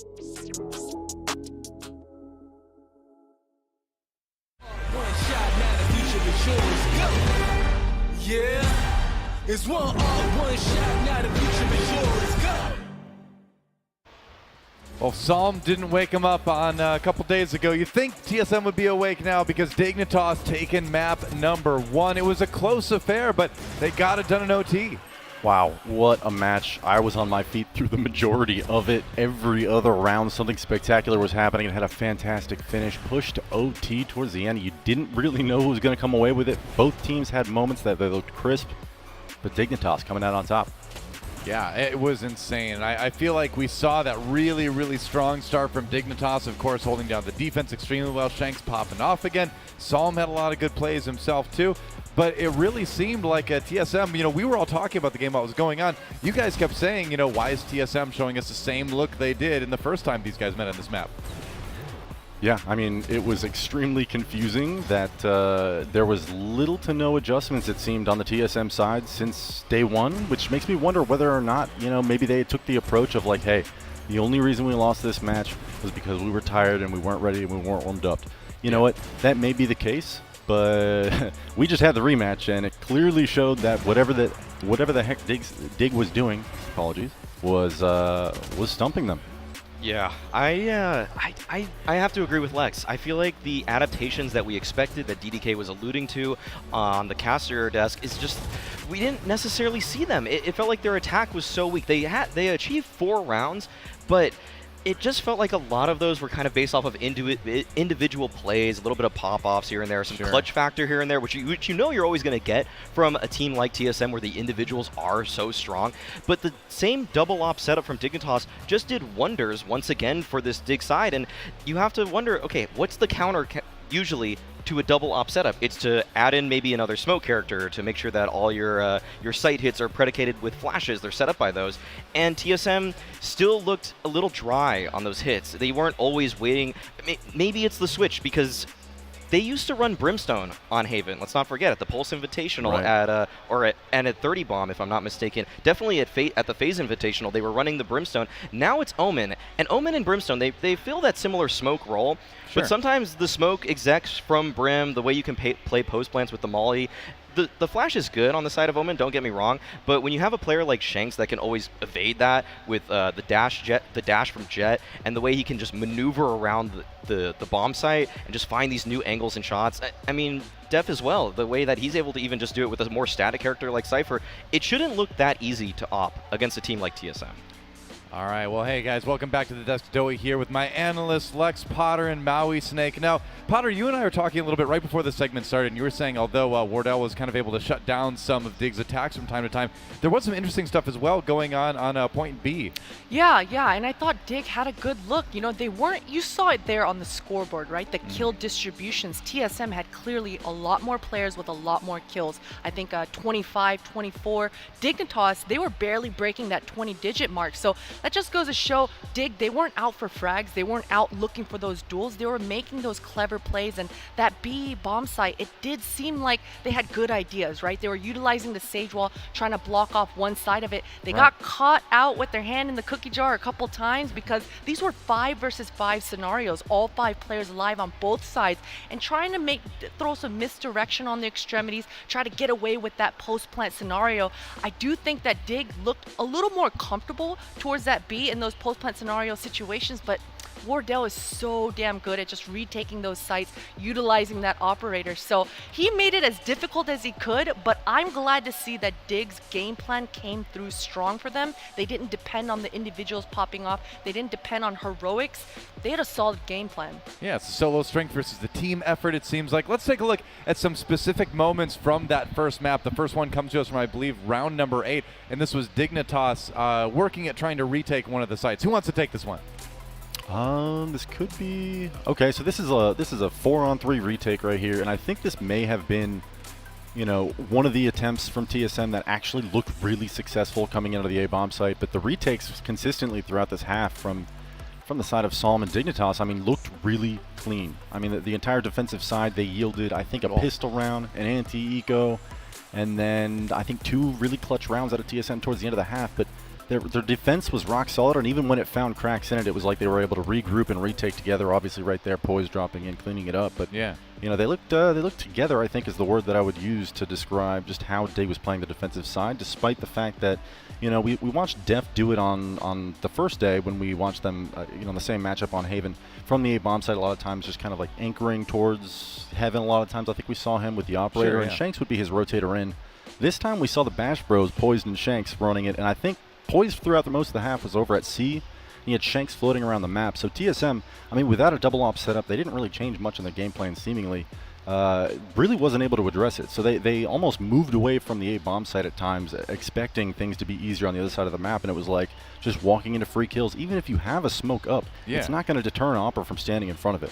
Well, Dig's saying, you know, you're walking into one of our ops. How about 2 ops? Right. You know, why not both? Let's go to our next replay here. It's going to be from round number 16, and this was one of those moments where it's like, all right, TSM really has the skill on an individual level to, you know, dominate any given round, and this was Wardell doing just that. Let's take a look at it. All right, I know I took the last clip, but I specifically requested this one because this is the difference maker between TSM and most teams, and a huge reason why Jett and the operator are so controversial. Just watch him move here. He is so fast, so quick, and he's full sprint for every single one of these kills. He's not stopping until he counter strafes, able to pick up excellent kills, and just he makes it look so easy.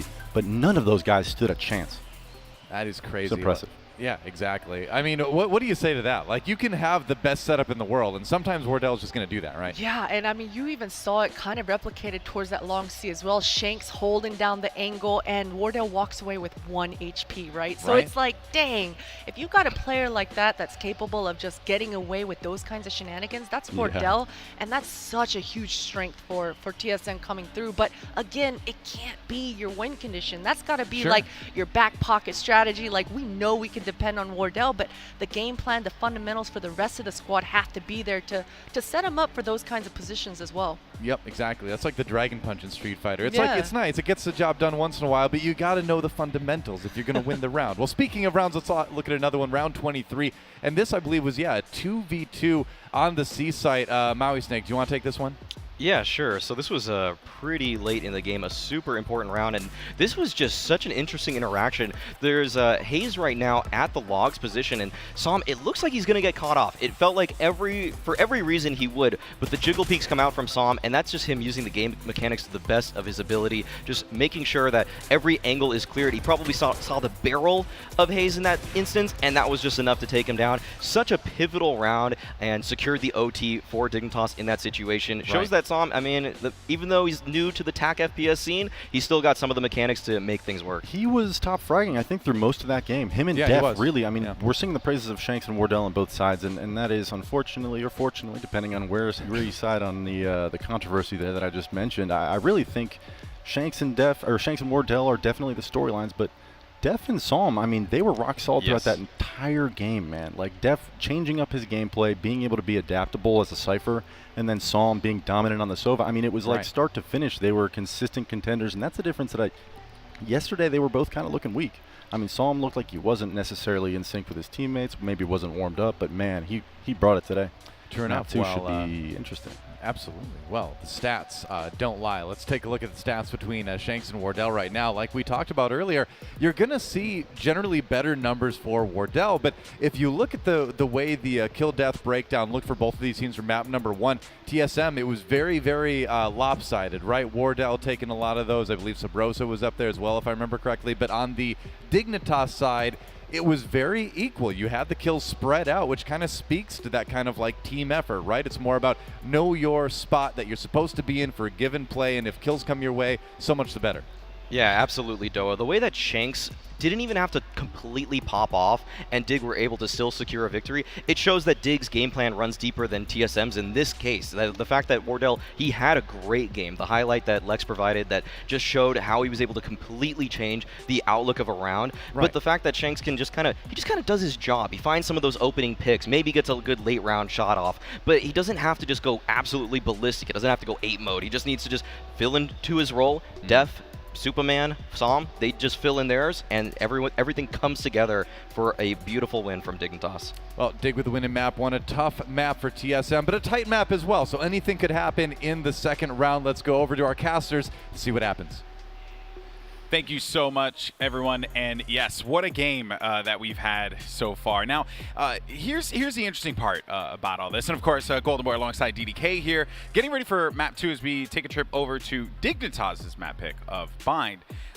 You know, there's been a lot of talk about the Jett Oppers, and if I can make a comparison, it's like maybe you have some newer viewers that are watching this for the first time, want to understand why we're placing so much emphasis on these two particular players, Wardell and Shanks. It's because if I could compare it to traditional sports, it's like almost like your quarterback, right? How everyone always puts a light on the quarterback, or in the instance of like, and that will be for American football, or for soccer, it's like a striker. You know, like everyone's always really focused on that player that makes the plays happen.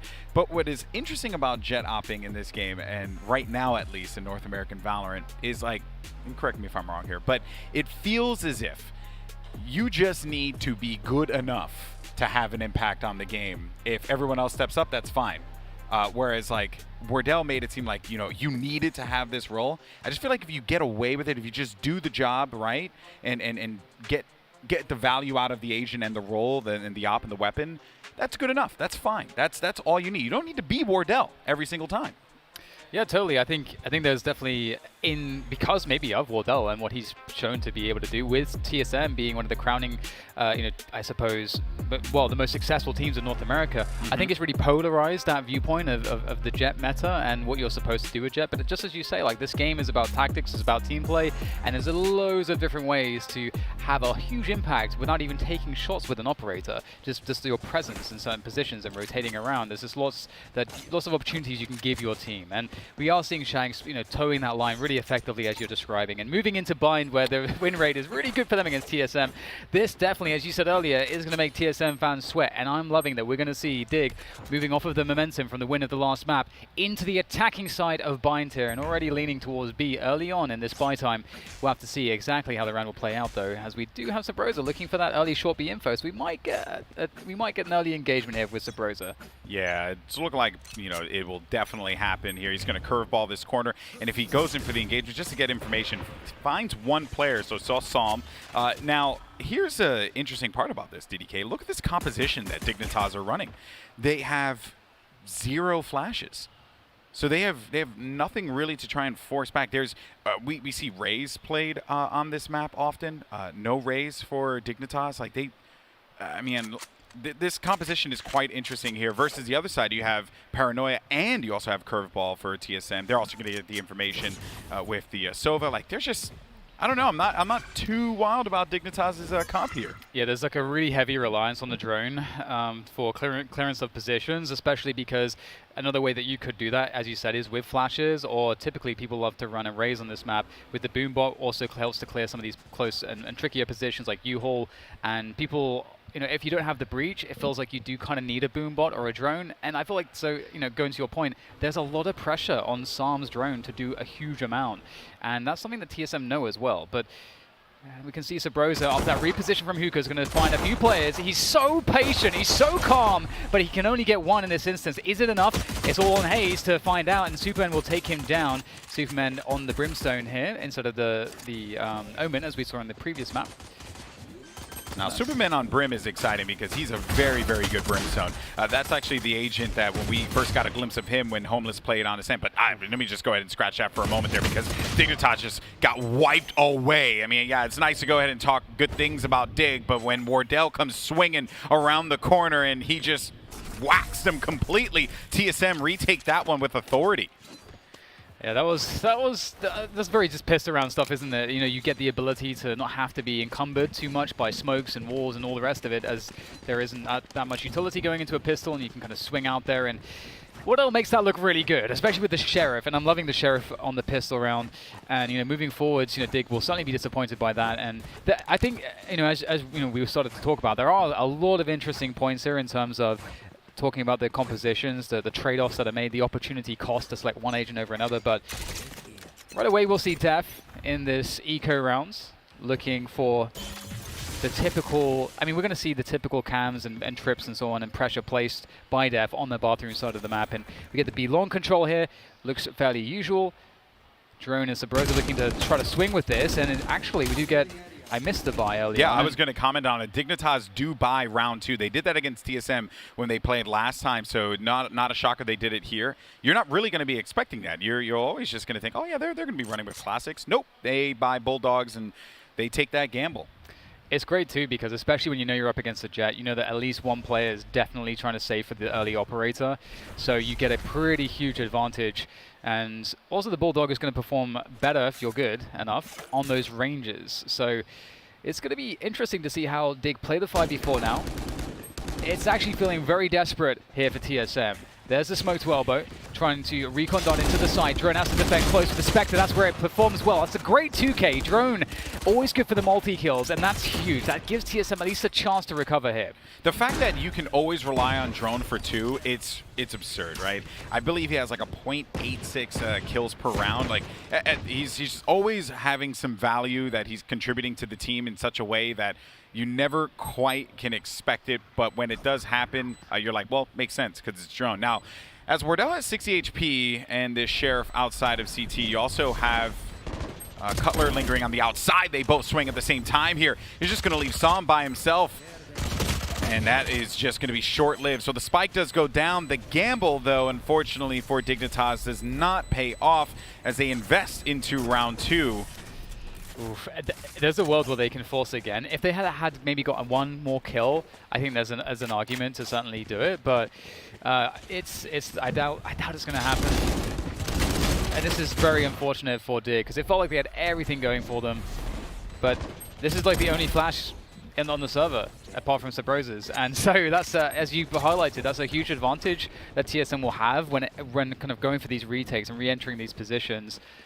It's going to be really awkward for Dig. I like that they're running the Sage. I think Sage has huge value on binds, but would it be nice to see like a Breach or an Omen in there as well? Yeah, I'm sure a lot of people are going to be breaking down what this comp will be or how it's affected. Wardell gets 2 kills, maybe a third. Superman, though, does lock down the kill with the Ghost, as Hayes has this angle held. It's going to be rather weakened off screen, and we just switched to it. Drone gets 1. He's good for 2. That just seems to be that's his brand at this point. Should be on his Twitter bio. He's like, I'm Drone and I'm good for 2. Superman doing everything he can to just try and hold this off, maybe get another kill, but Sabrosa around the flank is going to handle that one easily. Every single time it's come down to just 2 players for TSM. Dignitas, even with weaker guns or certain circumstances, they managed to get kills. Dignitas managed to get kills against TSM. They just can't seem to wrap up these rounds. But now we're going to get some buys here for Dignitas. Yeah, and TSM's money is not very good, given how many losses they sustained over these rounds despite winning them. So if they were able to get off to a good start here and pick up this round, they're going to be able to switch things up. And we have that. We might get this. We'll get the Sage ult combo. Oh no, this could be good for 3 kills. We might get the Ice Orb to the back of Showers and the ult into Showers possibly. Oh, they're waiting for it. Okay, we've seen that before a couple days ago, and it was phenomenal. And I was really hoping we would see it here. You just want to see people burn. That's basically it. I respect that, though, and the reason why I love that is because as a guy who plays Brimstone a lot, I love that combination. It's a very typical combo, but when it happens, it's so effective. Now, though, as Dignitas, with their better judgment, they decide to just wrap around A, come over to B. Shanks is going to finally come online here with a kill against Sabrosa, leaving Cutler and Wardell inside of the B site here to try and deal with whatever aggression would be coming out of Dignitas. Potentially, Wardell does get the mark against Shanks. He has been winning that battle fairly consistently. And this is a moment now where you would expect it to reset. As far as TSM are concerned, there's been pressure sort of on both sides of the map, and it's kind of hard to know exactly what Shanks was up to there. Is he just taking ground after the kill and just trying to make a play by himself, or is a team there? It's really hard to know, and we'll get a drone down short A, so that's info for TSM. They're trying to work out what's happening. And with 2 players in bathrooms and droning out of bathrooms, now it's super confusing for TSM. The bomb is, of course, the spike is towards the B side, can go through the telly if things go well towards A. Things are not going well towards A, so that's going to mean that Poise will have to just commit onto this B side by himself, and it's not looking too good for Poise here. The rotation from Sam is coming, but it's far away, and there's no way to get the spike down here, so it's just going to be a save. It was a good effort. I liked what they were trying to do there, but they needed to get an entry, sell it. They need to sell something towards A. Had Def gotten that kill on Cutler, the entire round looks different, right? They get onto the site, they wall off, they start to have a little bit of protection there, maybe win the round outright, but TSM will manage to get a 4th round in a row here. They do salvage the op out of that, so they don't have to spend a lot of cash in order for them to be able to have a weapon that they can really use to a great effect here. We were talking about the money before. TSM breathing a sigh of relief now as their economy is certainly regulated. Meanwhile, Dignitas, this is a big round for them. They need to win this. Yeah, and it's really unfortunate for Dig too that they did use the orbital strike and it didn't really work out for them. And we'll see the Ice Orb going deep here. And this is a great Ice Orb. This is one of the reasons why Sage is so good on this map, because this prevents any kind of a peak, which means now players can be really close, or maybe they're not. So it forces Subrosa. He's going to pop the runner back. He's going to go straight in with the double curveball, trying to find a headshot. Subrosa is really, truly nuts.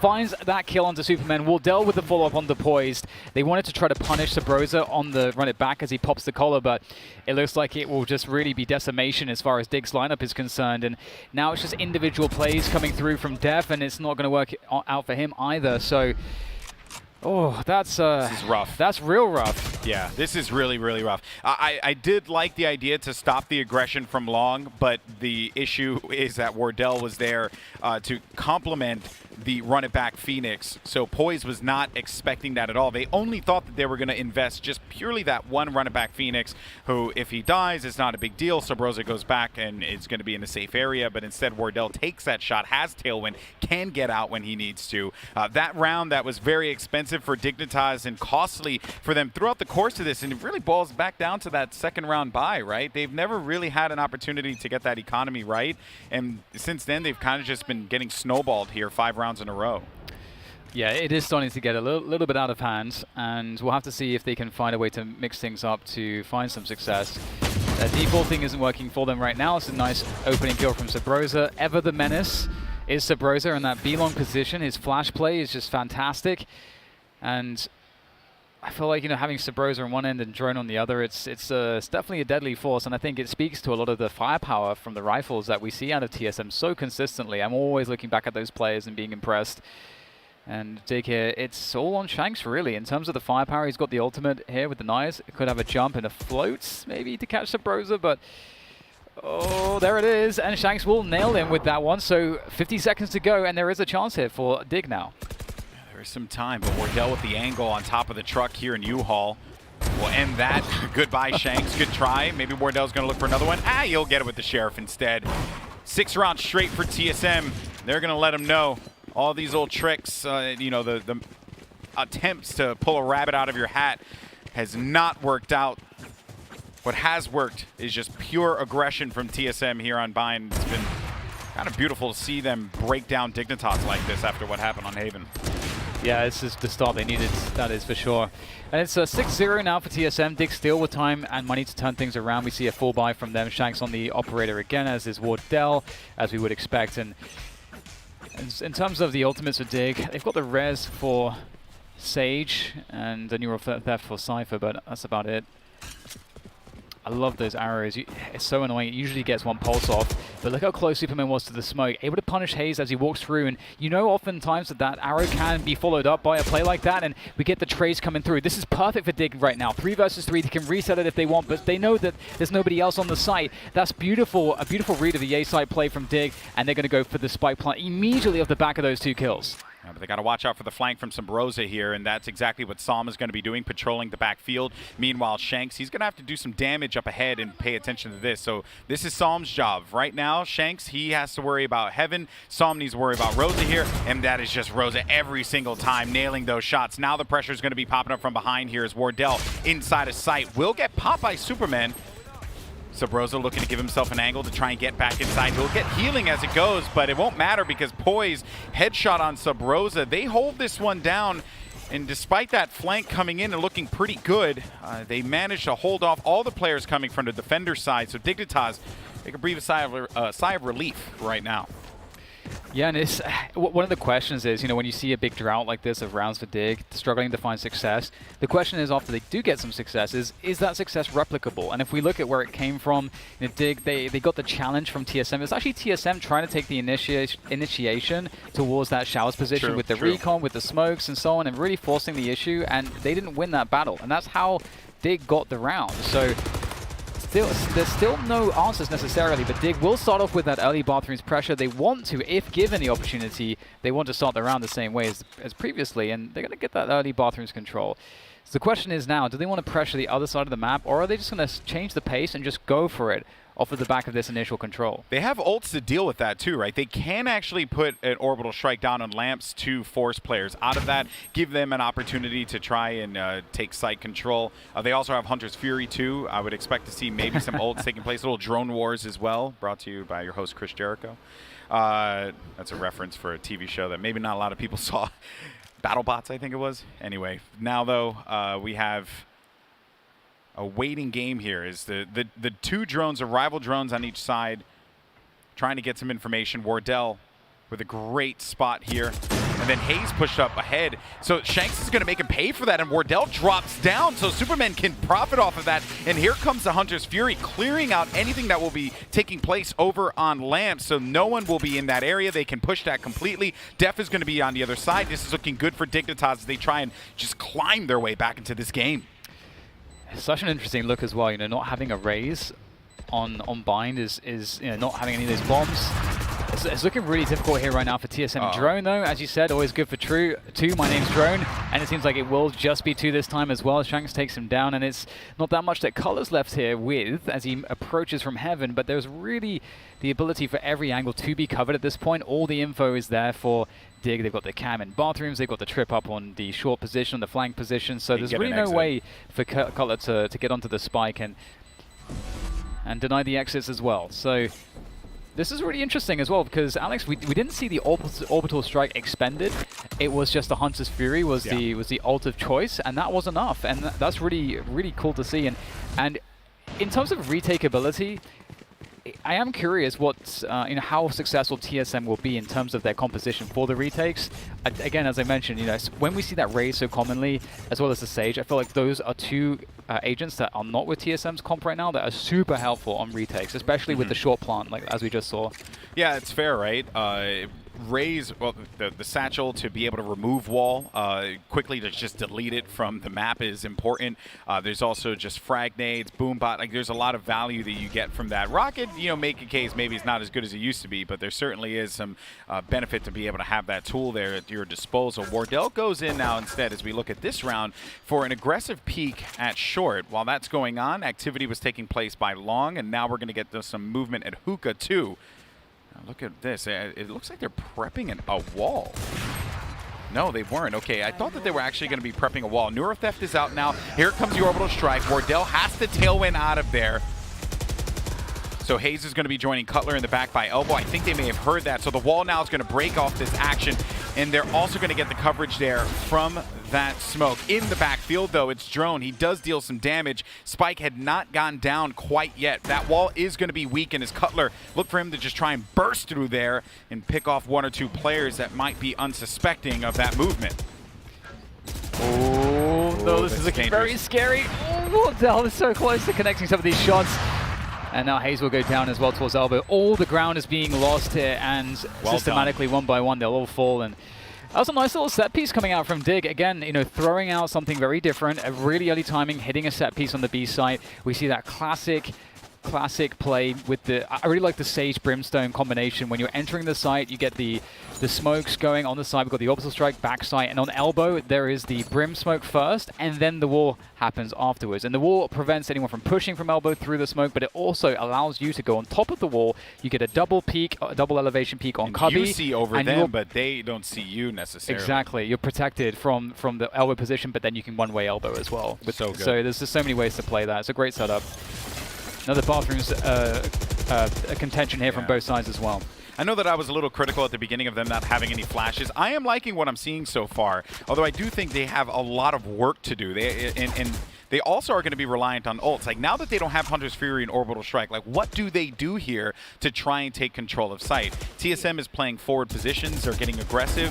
And, oh, that's actually a big kill from Def. But this goes back again to that last round that they won. It was Hayes that got aggressive, and TSM, they paid for that dearly by losing that first round to Dignitas. So perhaps we could see shades of that again here. Yeah, this is a pretty difficult situation if you're TSM. You have some decisions to make. Do you want to play retake and not play for any information? Well, they do have Cypher. They do still have a Sova, so they can get that mid-round information, and that does allow you to play more passively. Passively allows you to play these 2-2 setups a bit more easily, but it is still obviously a rough spot, because you know right now that Dig are gathering up to hit something in numbers, and we can see that it's going to be that B player again. They have the Brim and the Sage as well to basically run similar shenanigans, but just minus the orbital strike. Shanks and Wardell first, maybe. Wardell's going to do everything here. Great pick from Wardell. Escapes, drops the smoke, and Sabrosa's holding down Hookah. It all comes down to Wardell and Sabrosa, but they're extremely good at this game, Alex, so they might just be able to make this happen. Wardell's still alive, still kicking, still dodging, still delaying, and surely the rotation's going to come in soon. Yeah, that wall actually worked out very well for Wardell, because he was just able to play that corner, and if you're going to try and challenge him, he's going to win that fight every single time. This round is basically going to be null for Dignitas. They will stop this great run that they managed to put together, TSM, stopping Dignitas as they got 3 in a row. Finally, TSM managed to put one on the board here. And you know what was missing there, Alex?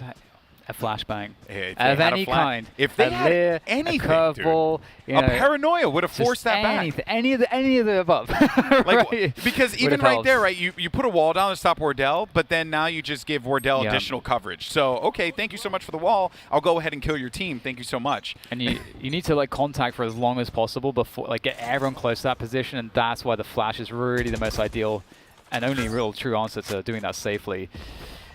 Wow. That's going to be 7-3 for TSM. Dig mixing up the pace again, hitting that A-short position really hard and fast here. But, oh, this is looking pretty desperate in terms of getting slowed by that utility. They don't get a pick. They do expend some of the defensive utility, but they're just going to have to run all the way back to B here. And they don't know what they're running into right now. Yeah, that's right. But they do know that Wardell's not going to be located there, and at the very least, that will be fine, right? Like, they're going to have that, not that worry that the snipe will be there. They can also cut off elbow. Sabrosa will have to make a play as they start to make some clears happen. There goes that wall to try and stop any of that aggression that could come out of elbow. Spike is now down. This is going to be a big round here for Dignitas. The wall has been chopped down. Sabrosa's still lingering about. You got Cutler, Hazed, and Wardell in the back on defender side, and joining them in a little bit will be Drone here.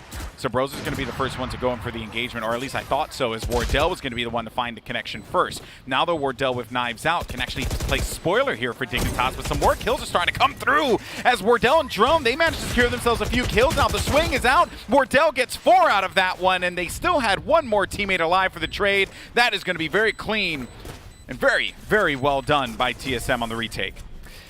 That was actually an awesome opportunity for Dig. I'm not sure if it was the plan to try to send it up short and to rotate back. I can't imagine that it would necessarily be. It's just kind of, it's like an if statement. It's like, if we get the opening entries, of course we're going to commit to the site, but they do decide to go very quickly back to B, and TSM had that full commit on the rotation, so it offered up an opportunity, but again, it is a struggle. It feels like holding on to sites and retaking. It feels like a lot of this comes down to gunplay and good spacing because of the way that we have the agent compositions for both teams. What a game this has been. You don't know what your team or your opponents are going to be picking, but you always know that Wardell will have that op in his hand, and he starts his round off against Sam. So as he dies there, that puts him within, I think, like 1 of his Hunter's Fury, and Poise is at 1 for the res. Now we'll actually get the res here. Sabrosa's going to push this one aggressively get control of that. Spike is down. Def and Superman are going to have to make some magic happen here within Hookah. I just don't really see a world where that will be possible, given that all these angles are covered. They have the Spike. They know where Superman is now. Only player alive is Def. And while he is a phenomenal player, you're asking a lot for him to try and clutch up this 1v5. He's just looking to stay alive as long as he can. Flawless for TSM as they close out the half. Yeah, great rounds. Dig definitely looks kind of desperate on that attacking side. Yeah, they look like they didn't have a plan there. It really felt like the composition did let them down in quite a lot of instances. They just didn't have enough answers in some of, as we said, like some of the, denying some of the retakes, and didn't have enough answers in terms of just having no flashes. It just creates problems. There's a lot of problems that they were experiencing in the mid to late rounds.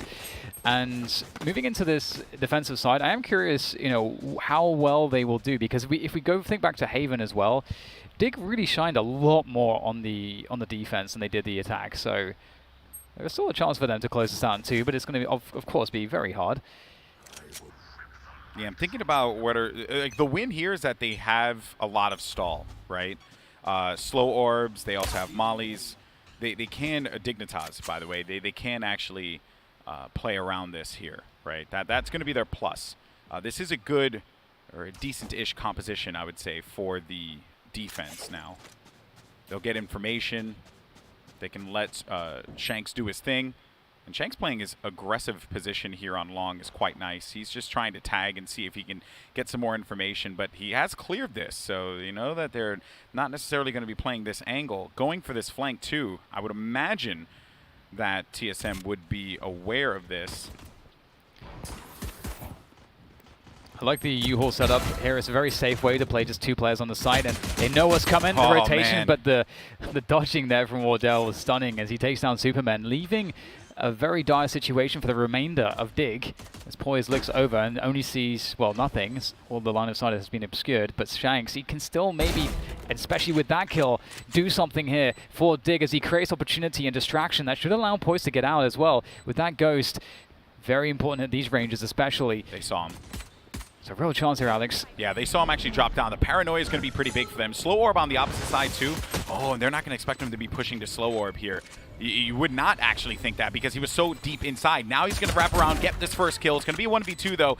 Quite the effort that he's going to have to make here, Shanks, the new pickup for Dignitas, as he runs right into Wardell. This is actually going to be pretty winnable here. Tries to tag it, but he's anticipating the push from the showers. The thing is, though, Drone is going to be right behind him, and he's going to bail out of this one. There's no way that he wins out on this battle, and Drone will actually take the death. Both players would take the death because you'd rather get the ult point there instead. Yeah, good effort from Shanks. Almost made it happen. But it is 10-3 in favor of TSM. They're doing a great job here on a map which statistically, as we highlighted, doesn't look too good for them. But so far, it's looking like Dig is having some problems. And given how few rounds they have, they need to immediately get the ball rolling here on this defensive side. I'm not sure how that's going to look just yet.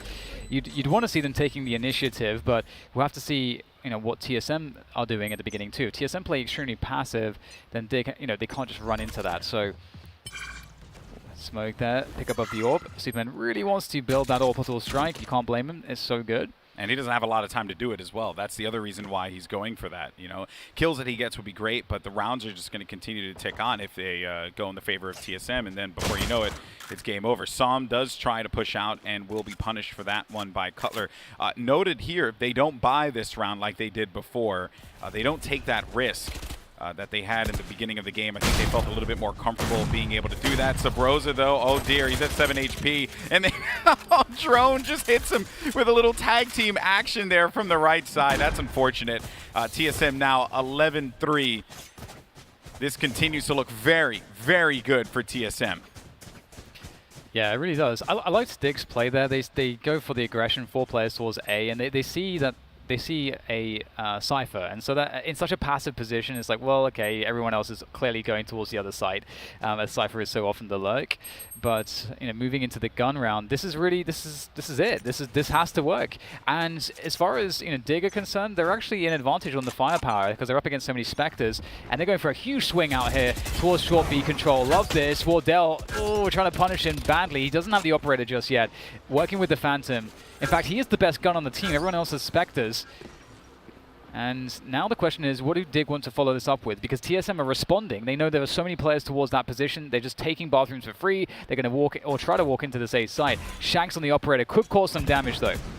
Shanks is going to have to be the answer. Gets one kill on Cutler. He's going to cut them off here, but one player did manage to make it through, and he was not aware of that. Sabrosa will just charge right into Shanks and manage to land that shot. Wardell with the only rifle on this team, and now Sabrosa's going to trade this one out. This is dire here for Dignitas. They need to win this round, but they don't have the numbers to do it. They also don't have anything to work for them on the entry here. Sabrosa, he's going to use that run it back. They have to charge this. They have to charge this, and they have to kill him instantly here. But Sabrosa's going to get one. He gets two. Oh, no, and they knew they needed to push that, but Sabrosa manages to do this. While this is going on, though, Def, he gets onto the spike. Oh my god, no, he can't do it. It's match point for TSM, but Def was so close, just hoping that that distraction was simply going to be enough. Oh boy, match point TSM. That was so close. That was just a cluster of disaster. If we didn't have the hot hands, I think he gets that. That's actually so insane. Oh wow. This was a great initial setup. Shanks, this shot, and it's because of the aim punch. Sabrosa dinks him, and so I actually imagine without the aim punch, I think Shanks hits that shot and too. He gets hot hands because he kills these two players here. Oh my god. And then he roasts Def. Oh god. Insane. But into the next round, this could be it. This could be the death knell if signing off for Dig if they aren't able to find a way to win this round. They don't really have that much equipment to work with. They do have the Jett ult though. So Shanks really again the focal point of this round. And Dig, he's going to get flashed immediately. They don't realize that he is here. At the right click though, if he's able to reset afterwards, oh no, Sabrosa annihilates him, and with that, maybe they have annihilated the best chance for them to come back in this round. Superman still something to say about it with that Bulldog from Heaven, but TSM right now, they have so much position.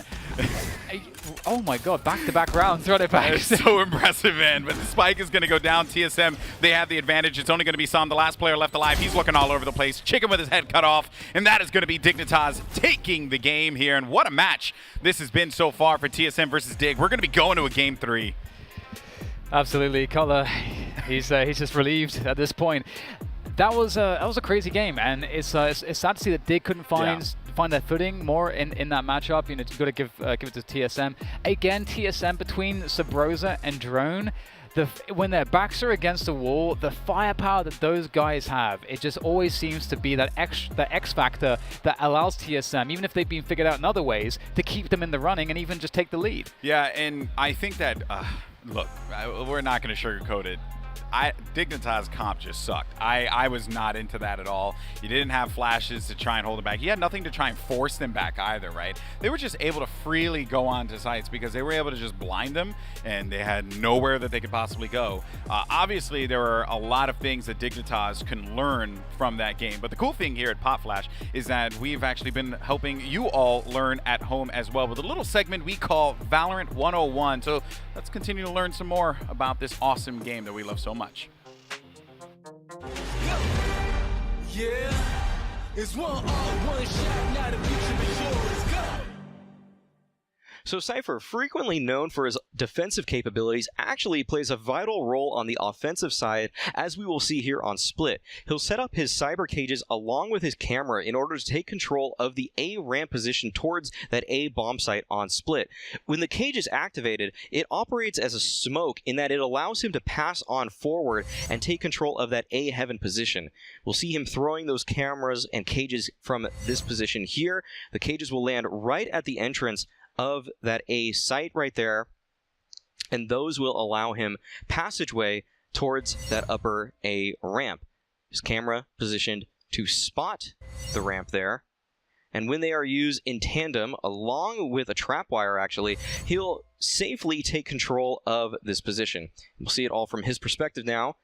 The cages come out, and then the camera scouting out that A ramp. And as he crosses, he'll throw down a trapwire just in case one of his opposing players wants to get a little bit cheeky and perhaps push in that position. And the same concept can be applied towards A lobby, a very important spot, some will argue the most important for attackers to take on Haven. And these cages will operate in a similar fashion. The camera as well will give him a little bit of insight as to whether or not anyone from the defensive side is pushing on forward to encroach on his position there. The cage and how it is positioned is actually very important as well because it allows him to potentially lurk through it in taking some space away towards that A long side. We'll see his camera placement there. And then the potential lurk. It keeps the opposition guessing when these cages are up.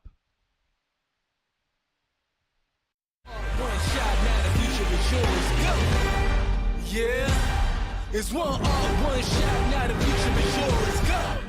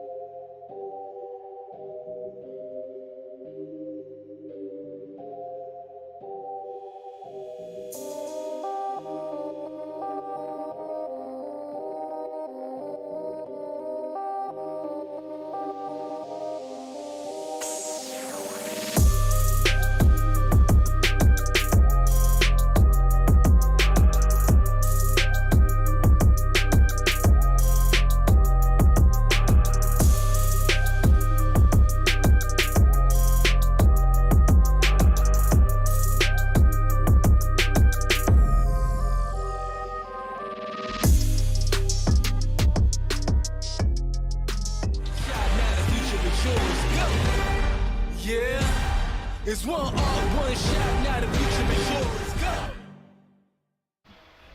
Hey, we are back at Popflash. Doey here with Lex Potter and Maui. And what can we say, guys? Game 1 was close. Game 2, absolute blowout. TSM crushing Dig. We're going to map number 3. What is there to say about map number 2? Man, I said it in the pregame. It had been a while, I believe, since TSM was able to take down Homeless and now Dignitas on Bind. And wow, they looked angry about map 1 coming out here, and it was just a dominant performance throughout. Yeah, really dominant. I mean, you see it here in the highlights. It was really a Wardell show, and the great thing about this bind for Wardell was it was a completely different look than the bind we saw yesterday. You know, yesterday we spoke about Subrosa's dominance towards the hookah. Look at this. Wardell visited and revisited this hookah time after time, and this in turn enabled Subrosa to have some tricky, clever flash plays towards that top octagon, top B area, and this really just, the pressure that they applied anytime Dignitas were trying to run any sort of a set piece or find any sort of looks towards that B. The pressure was just on, man. Wardell was finding opening pick time after time, and you know, when you're on the back foot like that, trying to make your game plan come together, it just gets tougher and tougher. Yeah, and we were talking too, the composition for Dignitas, a composition without any flashes. Maui Snake, do you think that played into how things played out at all? Yeah, definitely. Shanks still got 11 kills on the Jett, but in earlier iterations of comps on Bind, you would see a pretty similar setup with the Sage coming out on Poise, you would see the Sova coming out on Som, and the Brimstone coming out on Superman. That's a pretty standard trio that you would see on this map, but the only difference is that when earlier teams were running exec-heavy comps on Bind, they usually had probably at least one flash character, but Jett coming into the meta here, very good as we can see from Wardell on the defense, that the fact you can see over all of the smokes, but you need something that can stop Wardell too. A flash character, really you could have your pick on this one. Breach has come out a little bit in EU, Phoenix, of course, and then actually seeing a little bit of Reyna at this tournament as well. Yeah. All of these could do a lot of work against a player like Wardell when he's on top of those boxes, when he's countering those kinds of executes. You just need something to get him off of that position, though. You can't just give up a free death. That's not the way you want to start running into a bomb site. Yeah, Wardell in map 2 got nearly as many kills as the top 2 players on Dignitas combined. He was one off. So when that is happening, that means that maybe it's time to start thinking a little bit more about shutting down Wardell. It's definitely a little bit tricky, isn't it? Absolutely, and I think that kind of goes in the face of maybe what a lot of people think about how Bind is played. I mean, there was a lot of great plays coming out from Subrosa, from Drone, that really stand-up performances that are like, they just won them that round. That was not, it wasn't a Wardell only show. I won't be the guy to sit here and say that. However, when he just is unchecked throughout an entire match, an entire half to the degree that he was, it makes me wonder whether or not most teams are going to start focusing on just shutting down the Jett, just trying to figure out building the comp around the idea of shutting down a double op setup, shutting down an aggressive opera, because the impact is just, it's so much greater than any other agent on the field every round. Yeah, we have to have some sort of plan, obviously, going into it. But let's take a look at some of the moments from that map here to analyze a little bit more about how that was, accomplished, really, because a lot of it was Wardell, but of course it's always a team effort. First one we're going to look at is round number 5. This was actually a flawless victory for TSM. Yeah, this was just TSM showing how aggressive they can play. They want to show Dignitas that, sometimes it isn't really a team game, and sometimes you can just man mode out. Wardell and Subrosa getting so aggressive early on, and then the rest of the kills here, just really, it's not even like TSM is working off of each other in too much of a context here. A lot of just dry peaks, holding angles, Drone going for the wide swing late in a 5v2. I mean, these are things you just are unexpected from Dignitas, and it gets that kind of mental advantage on the side of TSM early in games, which is what they love to do. Yeah, just put your players in a position to win those 1v1s because they're so strong individually. Our second replay comes from round number 9, I believe. And this is one that's on the other side, if I remember correctly. There was a lot of utility being used the way it kind of needed to. When you're Dignitas, you have that composition. You're deciding to focus more on vision and space denial. This is kind of what you want to do. This is kind of what you want to do. And this was one of the better looks for Dig coming through on their attack side. As we mentioned, they weren't very comfortable because Wardell wouldn't allow them to be. But in this round in particular, the utility, the kits coming through, Poise setting down that wall. And, prior to this setup here, it was a lot of smokes. It was that set piece, the teamwork coming out from Dig that we know and love. But look at Wardell. Every shot he was taking in this game almost looked like it should have hit, it could have hit, and most of the time it did hit. But once again, this was one of the good rounds coming out from Dig. I want to bring up one thing, that if Dignitas' game plan revolves, though, around having no flash character, that these smokes and walls, they were great. Let's not make a mistake there. But it only works because Wardell wasn't at that site. And that just seems kind of like a lucky coin flip thing. And if we're flipping Doa's coin, if that's how Dignitas is choosing strategies, then I mean, it's gonna be hit or miss. I mean, TSM was going out of their way to make sure that Dignitas could never execute on a site. Like, logically thinking, at least as a Counter-Strike player, like, okay, double op, triple op, like, doesn't matter. I'm gonna execute on the site and deny them these angles. But that's the answer. Is just you gotta press, you gotta push. Phoenix Flash, Jett walk down ops. Like, there was so many entries coming out from the TSM side. Yeah. Dignitas had no physical answer in their composition rather, and it seemed as though every time they made the right call, like you said, it was almost a coin flip. Like, hey, they're not getting aggressive on this side of the map, and we're getting lucky. Sure enough. Let's take a look at some individual stats from a couple of these players. I believe it's players we've looked at a lot already today. It's going to be Shanks versus Wardell. And at some point, you kind of need to start thinking a little bit vertically, right? Because one of the things that Jett really brings to a composition, you and I were talking about this a little bit, Lex, is that Jett is able to get up above the smokes, above the walls, and still make plays. So looking ahead to map number 3, you know, do you have to start thinking about that too, where it's like we can't just worry about the horizontal space and vision denial. We need to start worrying about the vertical too. Right. I mean, the Haven was a perfect example of that if we went back and actually analyzed through that demo. But moving to Ascent here on the last map, which I believe it is, I'm not quite sure yet, but we'll find out in a moment. Yeah, I believe there is, you know, a lot of opportunity for the Jetts to still have an impact on this match, but I believe it was yesterday Shanks was really struggling on Ascent with the Jett. So if that's the case, I'm a little worried for Dignitas at this point. Potter, what do you think? Are you worried about Dig at this point too? Yeah, hard not to be. You know, I think that Dig need to approach this with a more punishing attitude towards Wardell, towards his shenanigans, going for those opening picks. When I noticed, let's just look at Sentinels with Sick, I noticed that his Sage play was a lot more aggressive. He was looking at...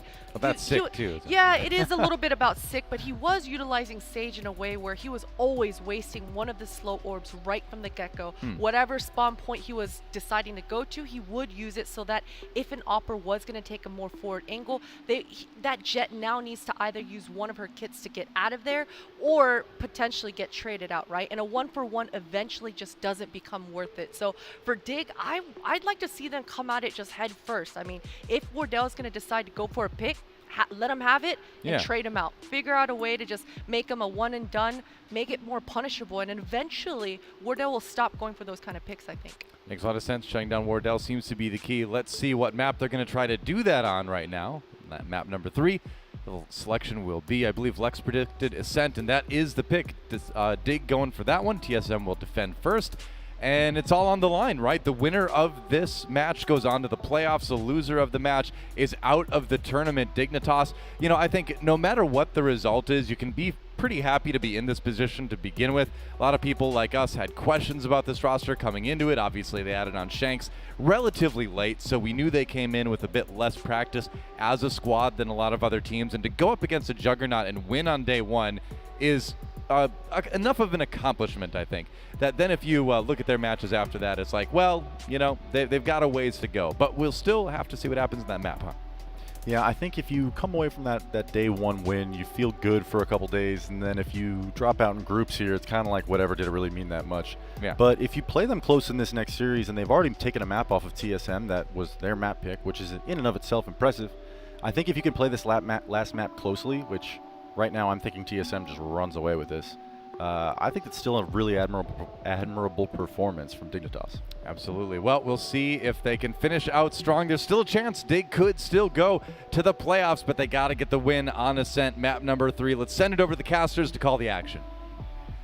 Thank you so much, Doa. Golden Boy here alongside DDK and Dan. Here we are, man, game 3. Some of our analysts did pick this, though, so I do commend them for taking the risk and going for Dignitas to bring it this far. I just don't think we would have expected to get here the way that we did, with Dig winning Haven instead of Bind, because that was like their go-to map. But now here we are, and we're going to be playing on Ascent. Yeah, and it feels like Dig, I mean, they must have felt really good coming off of that first win. And then going into their own map and getting crushed like that, that's going to feel real bad. And I'm hoping that for them, they're able to find the confidence, and I'm hoping they're going to find a composition that makes more sense for them too. Because I feel like that Bind game was a lot of issues. It was wonky. in the mid and late rounds in terms of having the right answers for things with the composition that they have selected.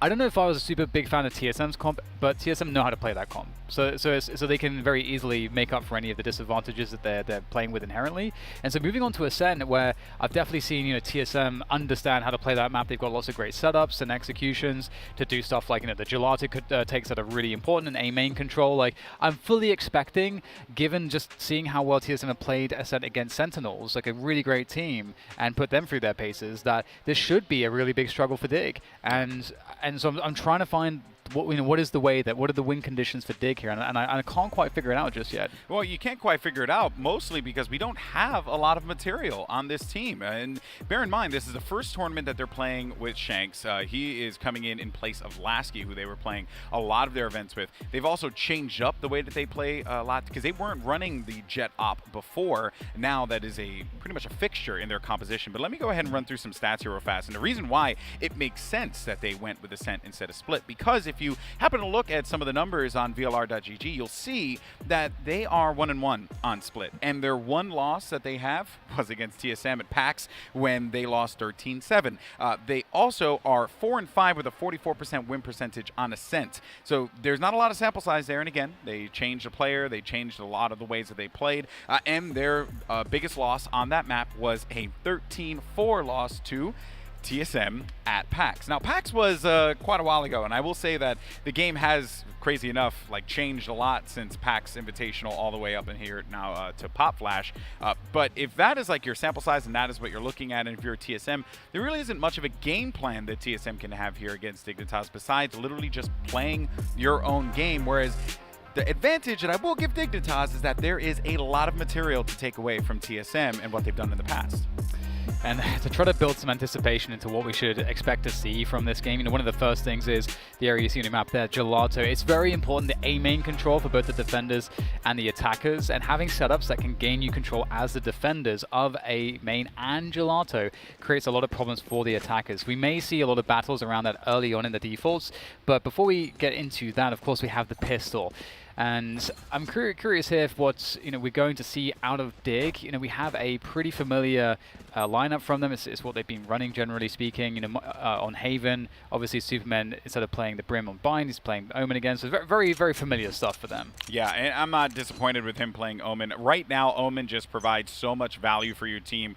You have a pseudo flash with Paranoia that gives you the near sight. You also have global smokes, a teleport for information, and a teleport for reposition. There is a lot of value that you get out of this. But Cutler does get a deep cam here on B, which Poise does manage to sniff out quickly. And Cutler is going to be trapped inside of this cubby here for the time being, as Poise and Shanks will continue to work that. No real activity happening on B side. Meanwhile, on A, you're seeing that same thing that Sub Rosa was doing before, taking Gelato control away from the opposing team. Wardell's going to be playing a close angle here with the shorty.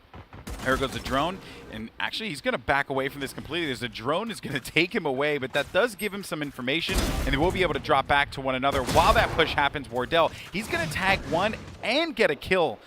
But he has to be careful here. He swaps that out, not able to secure that one against Def. That was a big kill that Def needed to secure. That is going to give him some intel, and now they can play this one safely. But watch out, though.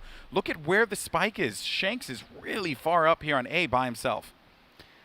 Yeah, and you can see his teammates are starting to rejoin him as they have effectively reset the situation. But there's info for TSM, as Cutler's found out everything going towards B main. So they know, TSM know it's going to be an A hit at this point. It's just a question of where. Is it Cat or is it main? And there it is, the shorty up close and personal from Drone, able to pick up one as they find out that indeed it is going to be this A hit. Shanks with a double on the entry. And that will be the spike planted. But now that there's a 2v3 retake, 1-3-2, if the action's even too fast to call, there's no respite from the action here as they go toe-to-toe with these pistols. Hayes is really in a troublesome position, able to cut off one of the angles there with the dark cover, trying to isolate these 1v1s. He has to try to get into the minds of his opponents here. Will they just push this smoke? He's waiting for it. He knows that this could be a play. And oh, what a shot! He's so smart. Can he finish it off here? One more player to go, but Hayes, he can't complete the clutch. It was a great effort, and Poise will lock it down. Yeah, Poise actually was great that round. He got that camera at the beginning of the game to just give them like no vision and just put a little fear, right? Make them think that they were going to be focusing on B side. And while that was going on, though, I commend Sabrosa for how he was pushing into Gelato, but he got forced back, right? The drone actually pushed him away. He took a lot of damage. And had drone been healthier, he could have been a threat in the back where Poise was located. But a Ghost versus a Classic, you got to give the nod to the Ghost in those situations there. And now we go in here with Dignitas getting a round win, and you know they have to be feeling really good about that after what happened on Bind. Yeah, it's actually crazy because what if Dig just keep defying our expectations? Every single time we thought they would get wrecked on Haven and win Bind, but they wrecked TSM on Haven and then got absolutely destroyed on Bind. You know, like we were expecting the Ascent would be very uncomfortable for them, but you know, it's like I feel so that they keep creating these really weird games for us, and we just never know what to expect, and perhaps that will continue. Just goes to show you how like far we have to go in Valorant as well, right? Like, what is it, the slogan for the game? Defy expectations or whatever, yeah. Defy the limits? Maybe that's what Dignitas are doing here. They're trying to defy the limits. They're bought into the marketing speak. We do have right now still a 5v5, less than a minute to go, and Dig are very worried about the pistols that they know surely are lurking around some of these corners, and they've got to be really cautious not to get killed in a way where they're dying in an untradeable situation. That's what you have to worry for. And we got the paranoia set up on Catwalk there. It will go through though, but there won't be any play behind it. So it's pressure towards A, but I think this is fairly transparent for TSM. We'll see though if they have enough players in the positions they need to deal with it. As Haze goes down, maybe the answer is no. Okay, so Poise is going to try and cause some disruption over here as Cutler was inside of the cubby. Poise goes on top of the wall. Very common spot that you'll see Sages take as they rest inside of B main for the time being here. No angles now can actually be given. They're going to have to play around the coverage. Spike, not down quite yet, though. They finally are going to be able to accomplish that task. Only one player left alive. It is going to be Sabrosa, and as good as he is with a Bulldog was all he had there. I mean, you're asking for a whole lot out of Rosa, and I don't think that's really going to happen. The only other gun that he can swap out to is a Bulldog. That's like the worst thing possible. It's like you only have a small knife in your hand, and you look over to your right, and it's a pool noodle. You know, you just really don't have many other options. Maybe if they try and challenge this, he gets a kill out of it, but they're going to swarm him. They get it. 2 rounds for Dignitas. A nice start here for them after, as I mentioned earlier, what happened on Bind. Like, you know they're going to be reeling after that one, DDK. But now they're starting to see some success. Yeah, and I like the anti-eco there, going mid-market and just having the presence on Catwalk to try to commit the defenders to stay there. The paranoia does that for a very cheap cost. But enough about that, as we have the buy round coming in for both teams, and the Bulldogs will continue for the Dig side, and we will get the offense Shanks is going to blade out. meeting the defense here on A main, as we mentioned. How much value will be gained here? It's such a back and forth of utility there, using the bounce of the arrows. A good set arrow there with the shock dart. We'll have to see though how much do TSM want to challenge for this? They've got to be really careful. There's only 2 of them here, some great damage, some hot hands to slow things down as well. And they've got some really good info. I think that TSM really understand what's happening right now. They saw at least 2 or 3 players in that position. Dig have no other ground, so they're going to have to rotate out of this a little bit. They can't just walk into A now. They have to reset a little bit and then maybe come back to A later on now. Yeah, and they got the intel that Phoenix and Sova were there, right? So Flash to try and stop them. They're going to be okay with that. As Shanks continues to push further into A main and get control of this with blades, he can actually be a problem here. No one will be there to stop Shanks if he goes inside of A, and they have grouped up. Def is going to be causing some problems. That camera was gorgeous. That's now actually forced them back and made them a little cautious as to what this look is going to be, but TSM has not bought into it quite yet. It is still just going to be Def inside of B main, trying to create some harass. Now the push is going to begin here, as they did get intel as to where Wardell was going to be located. That's going to be a huge plus for them. 2 players are going to be cut off by trees. They're going to knock down the wall. They're going to get this spike down here, and Shanks is already going to have that value with the blades as he kills Cutler. Yeah, and the ice orbs are so strong. It's looking really good here, at least in the initial take of the site, but if you're trying to hold this site with no post-plant position, you don't have tree control, you don't have a main control at this point, although Cypher is close enough there, it's very difficult. But here's Shanks with the right click, ready to go, but Superman will be able to save his position, and he doesn't actually give anything away at this point. He might be able to play through the smoke into tree, so now this is the post-plant positioning you want, and Dig will hold on, it would appear. And I think that's this is a really great result, given how telegraphed this round has been. And they've got to be careful not to lose too much on the exits as they try to hunt down Drone and Wardell, but they will get rid of both of those guns. And I think Alex, when they reset, they got the Cypher going towards B main. It seemed like TSM just read that. They're like, we aren't believing this at all. It's Cypher. This is definitely a lurk, and not the whole team. Yeah, and then they were prepared for it too. Once the paranoia was out, it didn't connect with anyone. But I will give Poise a lot of credit. He put that Bulldog to work on site, and the players that were challenging by Tree, they were met with those shots that I'm sure that they were not going to be expecting. Shanks never had the opportunity to try and take Tree, but that was okay because they managed to nail quite a few critical shots there to get them that round win. So 3 in a row for Dig now as they're going to be favoring B main. And the early cam there to try to take control of that position. Really important. Cam against cam action in a B main. And at the same time, we have the Phoenix Sova approach here from Sabrosa and Drone, but Sabrosa's going to go down to Superman. But Drone, is he going to try to just recommit into this? They may try to do that actually with Wardell, who's rotating towards A. So again, this is an interesting spot because they have A main, and they need to have A main because they've lost B main. They can't just lose everything. So it's really important that they try to hold on to this position, TSM. And Sam is going to drone through to create the pressure. And this is horrible right now for TSM because TSM, as far as they're concerned, they have no idea what is coming. And on B, Cypher's playing a possible retake scenario if he was going towards the spawn position, but now he's committed onto the site, and this might be too much right now. Cutler will go down straight away, and this is just a great play from Dig. The pressure game from them, they outmaneuvered their opponents completely. Yeah, and there weren't really many options that TSM had. They were saving. They're quite poor right now, and there was just a few, like, you know, you're making the best out of a bad situation if you're TSM, right? But I do love the fact that they pinned back this Drone and Wardell on A and just left Cutler to have to be the one to handle the entirety of that round, which, as we can see now, clearly has paid off. 3 players are going to try and retake this here against Dignitas, or at the very least, maybe see if they can wrestle some guns away from them and use that in the next round here. Shanks with this shorty right outside as Def gets another kill. Actually, Def is going to get 2, and he's been just on point this game. Very impressed with how he's been playing. Wardell in the exit. Oh, hey, that could work out. Nah, it doesn't. And Dignitas, they're going to get 4. What world are we living in right now, DDK, where like this team does not look like the same squad that just played Haven. Like, this is like what we saw in, Bind, but this is like what we saw in Haven earlier. Yeah, and I think there's actually more options to shut down Wardell, I think, on a map like this, and given the fact that they have the Omen and just the way that you can play it, because you can play the extremities pretty heavily and go into those delayed mid takes where it's easier than to isolate Wardell, and it's more difficult for Wardell to safely do things. So we'll see how that dynamic plays out as we look at the opening of this round. And again, we get more pressure, 3-man push on A main coming in there from TSM.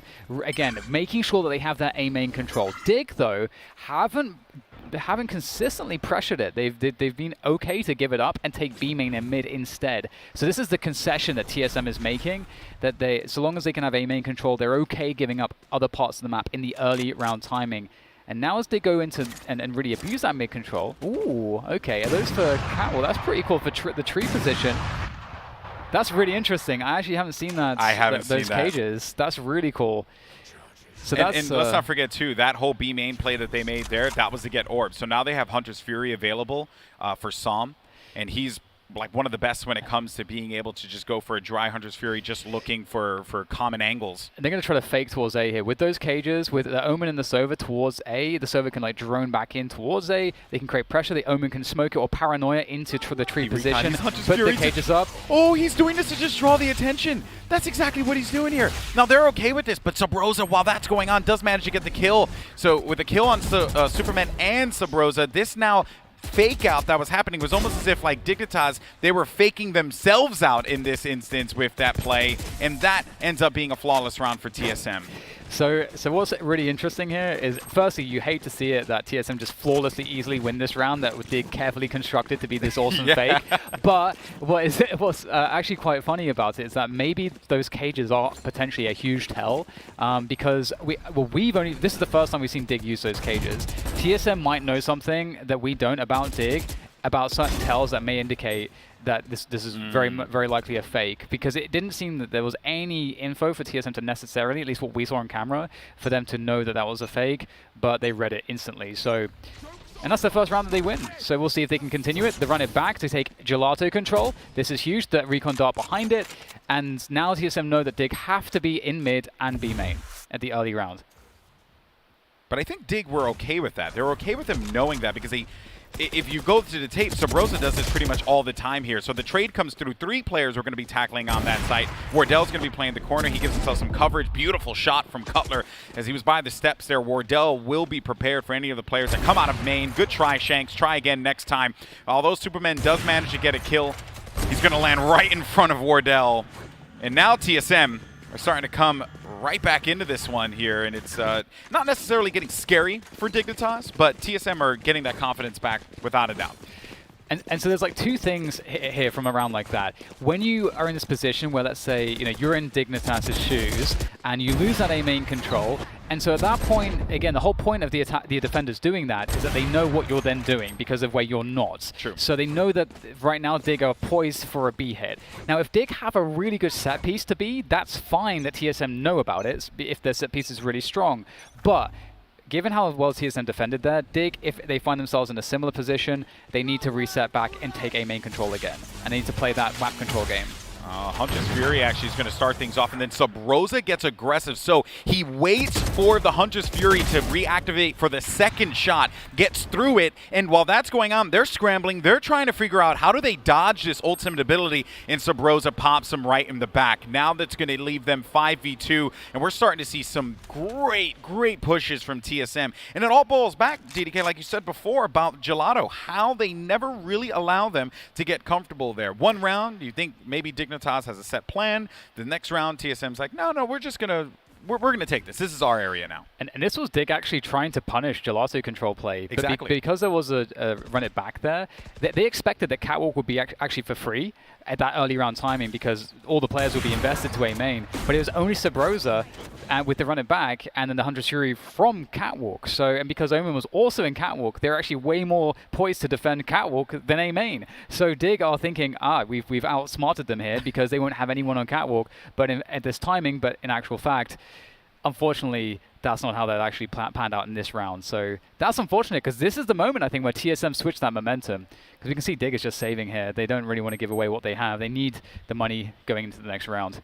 Yeah, and Sabrosa's aware of this. I don't know if he's going to want to take this corner quite like this, but if they get a kill, they actually can get a res off, which would be nice. Nope, they're not. So that's basically going to be the round. I was always going to be the round there, but you have to wonder, like, if they were able to get a kill, they could eco-res. That hurts too. They could eco-res and then maybe try and salvage something out of that round. It doesn't work out that way. Now we're in a really precarious spot for Dignitas, who have looked good in the beginning. The playbook was vast, many chapters and pages of what TSM have done in the past, but TSM always give us something new to look at here on Ascent. I would really like to see Dig going for the A main challenge here, especially because TSM just burned their ultimates. So it feels as if they should be able to have a more kind of fair fight around that position. And they need to keep conditioning TSM to want to invest into A main, because if TSM now think, oh well, Dig are a bit afraid of that now, then TSM will have more resources towards the other areas, which Dig are now going towards. So a nice, interesting play here from Superman, actually making his way through the dark cover in mid, finding that there's nobody here. So Superman's definitely in a good spot. He can also teleport past any tripwires, so that's also a big deal. But he actually breaks the trip, and that's going to force a dark cover, and that's going to set some alarm bells ringing as far as TSM are concerned towards the B play.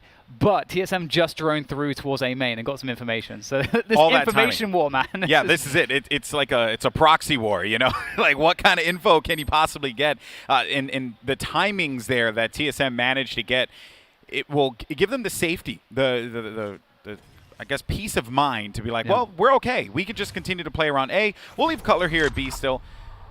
That'll be fine. It's so much about this angle from Sabrosa, because Sabrosa, with this angle, is basically at this point giving them enough information to know that an A hit's not coming. Sabrosa's here to delay, to get kills, and there is the fake with the, it's so beautiful. Oh my God! What a play! Sabrosa, though, is not able to follow up. Shanks does manage to get the kill, but waiting in the wings is going to be Wardell. He does not nail the shot, though. They do manage to get onto A. That play was unbelievable, but they are still going to be down here 2v4 as Shanks He's trying to be the difference maker in this one. He's got 23 HP. The problem here, though, is that Wardell's going to have the beat on him. Does manage to get one shot, and then Hayes is there for the headshot, ending that one. But boy, oh boy, what a play that was. I mean, the teleport? That was so sick. That's so amazing. And for those of you that are wondering what the hell just happened, basically they knew that someone was on that angle, so Superman teleports with his Omen ult into that angle to be a distraction, to pull the crosshair placement away from the angle where all of Superman's teammates are coming from. But Sabrosa didn't buy the bait, even though it was in his face.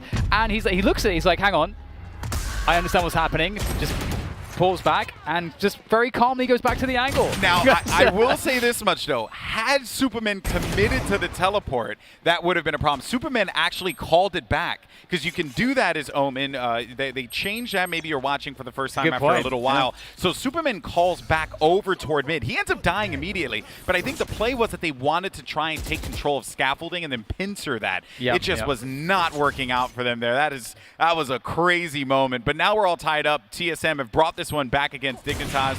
Drone is going to be stopped instantly there by Cutler. They have so many ops just watching these different angles, and they've always been punished in this spot. Finally, though, Poise is going to get that kill from on top of the wall as he drops down. A different look here as they've been going A quite a bit. They now force their way into the B site. They can get that spike down, and they can manage to pick up a round win here, of course, if Sabrosa and Wardell have anything to say about it. Yeah, there's so much to say about Sabrosa, but we'll go into that in a moment as we see if he is able to make this retake a reality.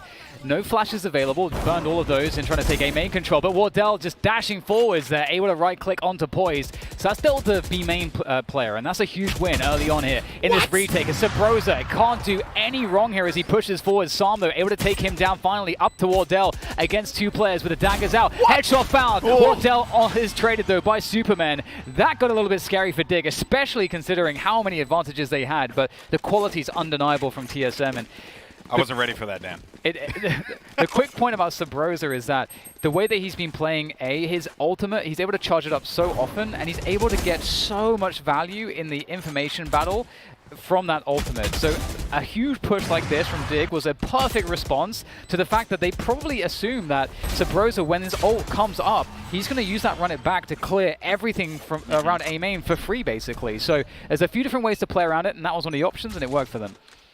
The lingering question about Dignitas has been, how do they respond? A double flash, actually, for Sabrosa. He's looking to force out of position here. Nicely done by Shanks. Manages to pick off a kill on B main against Wardell, giving them some freedom to work with, and it's also going to put some fear into TSM here for the time being. They're going to be playing cautiously and playing for a trade, especially in the instance of what is going on over here with Drone and Sabrosa. The only player here that will be prepared for this is going to be Sam, and they've managed to go and take a little bit of control of mid. Spike is not going to be grabbed, and they back away out of this. But they've left a trap wire there in case they can get some intel that the flank is going to be coming through. Yeah, Wardell's push there in B main as well was the right call, because you're expecting to pick off one player who's on the extremity just holding the angle, but there's actually more behind that. And I think it's the read was there because Sabrosa's like, we have a heavy battle around this A main position. So they didn't expect Dig to be around B main really, except for with one player. But now we get the reset into this, and Sabrosa has all the information with that flank, so they know that this push is coming, but it's a question of can their entrance, can their set piece do the damage that is needed. Poise needs to really win this fight, dancing with Cutler on the bomb site as Superman to trade him around the corner though, and it looks like Dig should have an in on this one, but Hayes almost gets two there to make life a little bit difficult. Now Sabrosa, he's going to try and bring this one back in their favor, but Poise use that res to bring Sam back into the action. They're now going to be scattered around B here, but Sabrosa alive, that will be a problem. He has a blaze wall, but no one will actually be able to deal with that. He won't really even need to use it if he doesn't want to, mostly because of the fact that they're all going to be stacked away inside of B. They also do have the drone, so they know exactly where he's going to be located. What a play from Sam. He shot him through the wall, leaving Drone just to be the only player left alive. He knows one's going to be located by the boathouse, and the rest of them are going to be scattered around here on site. Drone maybe trying to play a little bit of stall, get them to invest some money, die a bit here on the exit. As he's running away, they're going to be going right into one another, and he's going to make this expensive for Dignitas, as they will bail out of this, and they will get out of dodge in time, though. Poise dies, but that's okay, though. They get the round win. It's actually really interesting in Valorant, that's different to CS. In some of these scenarios where you have someone playing for exit kills, there's this added dimension of the reward of getting those kills translating into your ultimate generating more quickly. And that's a really interesting thing to weigh up against, should I save my gun, or is my agent's ultimate the difference in actually getting the advantage in the early round exchanges and so on. So really, really interesting stuff. And I love how Dig have come back into this one again after TSM took 4 rounds in a row. We'll have to see how the dynamic plays out now. It's more mid pressure coming out from Dig. Not as much around A main as we're used to seeing. Yeah, this is actually new. They haven't quite given us this look here. Hayes could play spoiler to this, because of the fact that they haven't done this before. Hayes is going to find Def through this, and he's got Shanks there as well, but he backs away inside. He's going to concede that, but he's going to hold this tight angle, and as soon as he pushes this, he does manage to get the kill, and then the paranoia doesn't land, so he has time to get back to the button. He can TP over to the other side by the Jenny. They're going to push this, and he's swirling around there, Poise, as he came outside of that room. While that was all happening, though, Som does challenge his Sub-Rosa. A site is available. Spike, though, not in anyone's hands at this point. They'll have to grab this. The wall's played, too, so they'll have to shred through this wall instantly. I like that slow orb, too. Just more stall, causing more problems for TSM.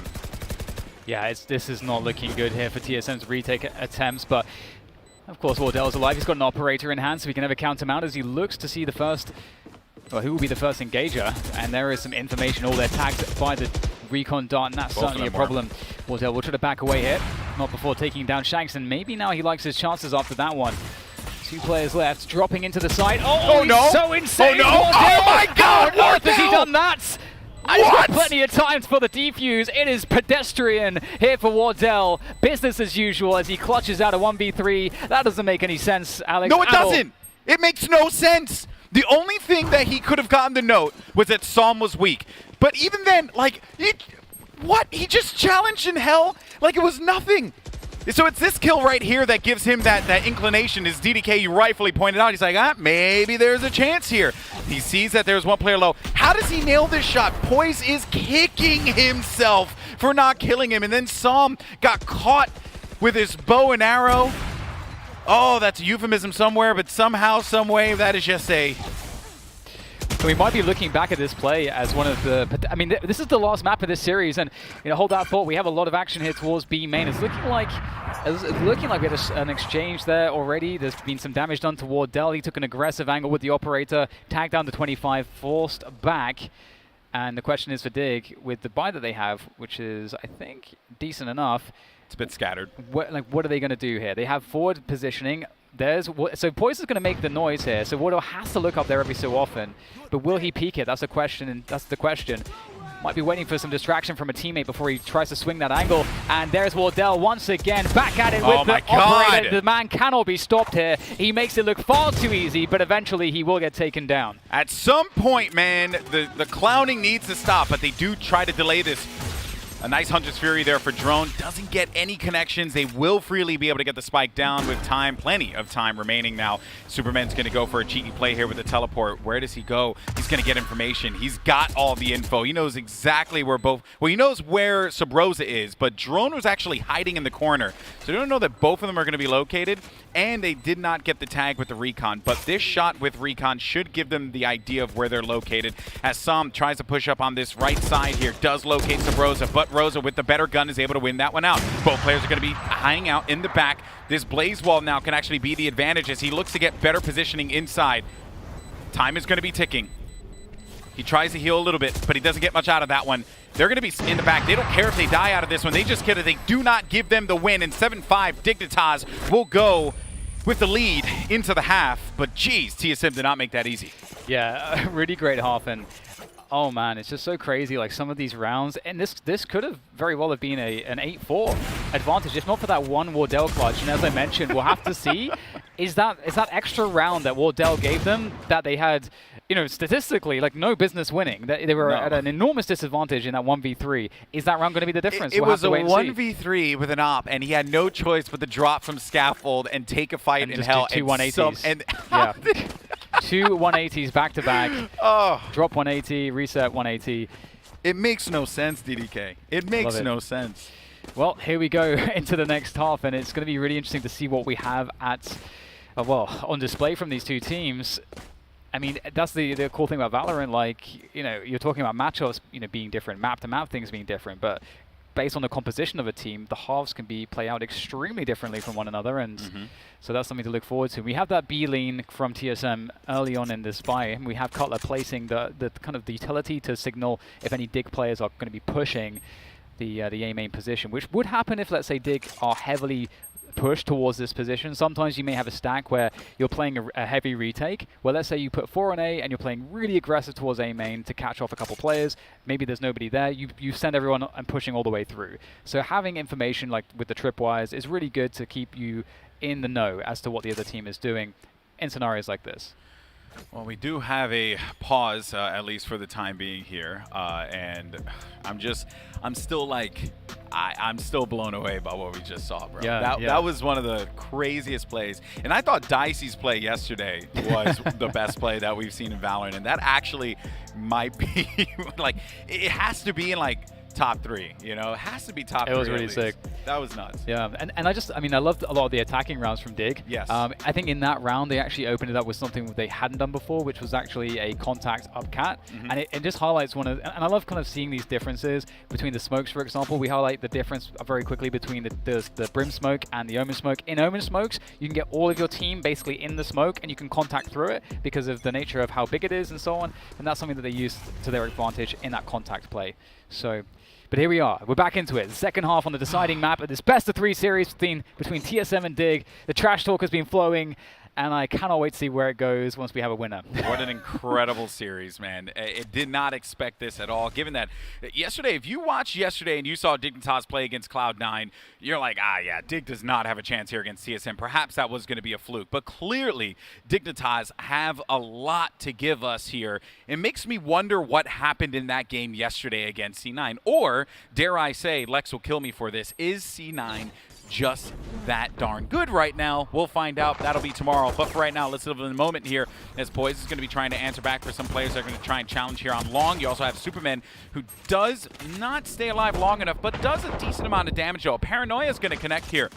And that actually creates just a whole lot of commotion, leaving Cutler alone. Dignitas, a big pistol win here. I think that's the win that they probably would have wanted to get after that Wardell clutch, so they're okay with that one. And could even get this second one here in the pistol. Or the anti-eco, I should say. Yeah, and I like the approach from TSM. Just like, I think, if you can contact and do it in a way where you're very close to the site before the other team realizes where the bulk of your players are, that's you're always in for a good couple entries. But Dig, they're clearly feeling the confidence here. Some great performances from them across the board.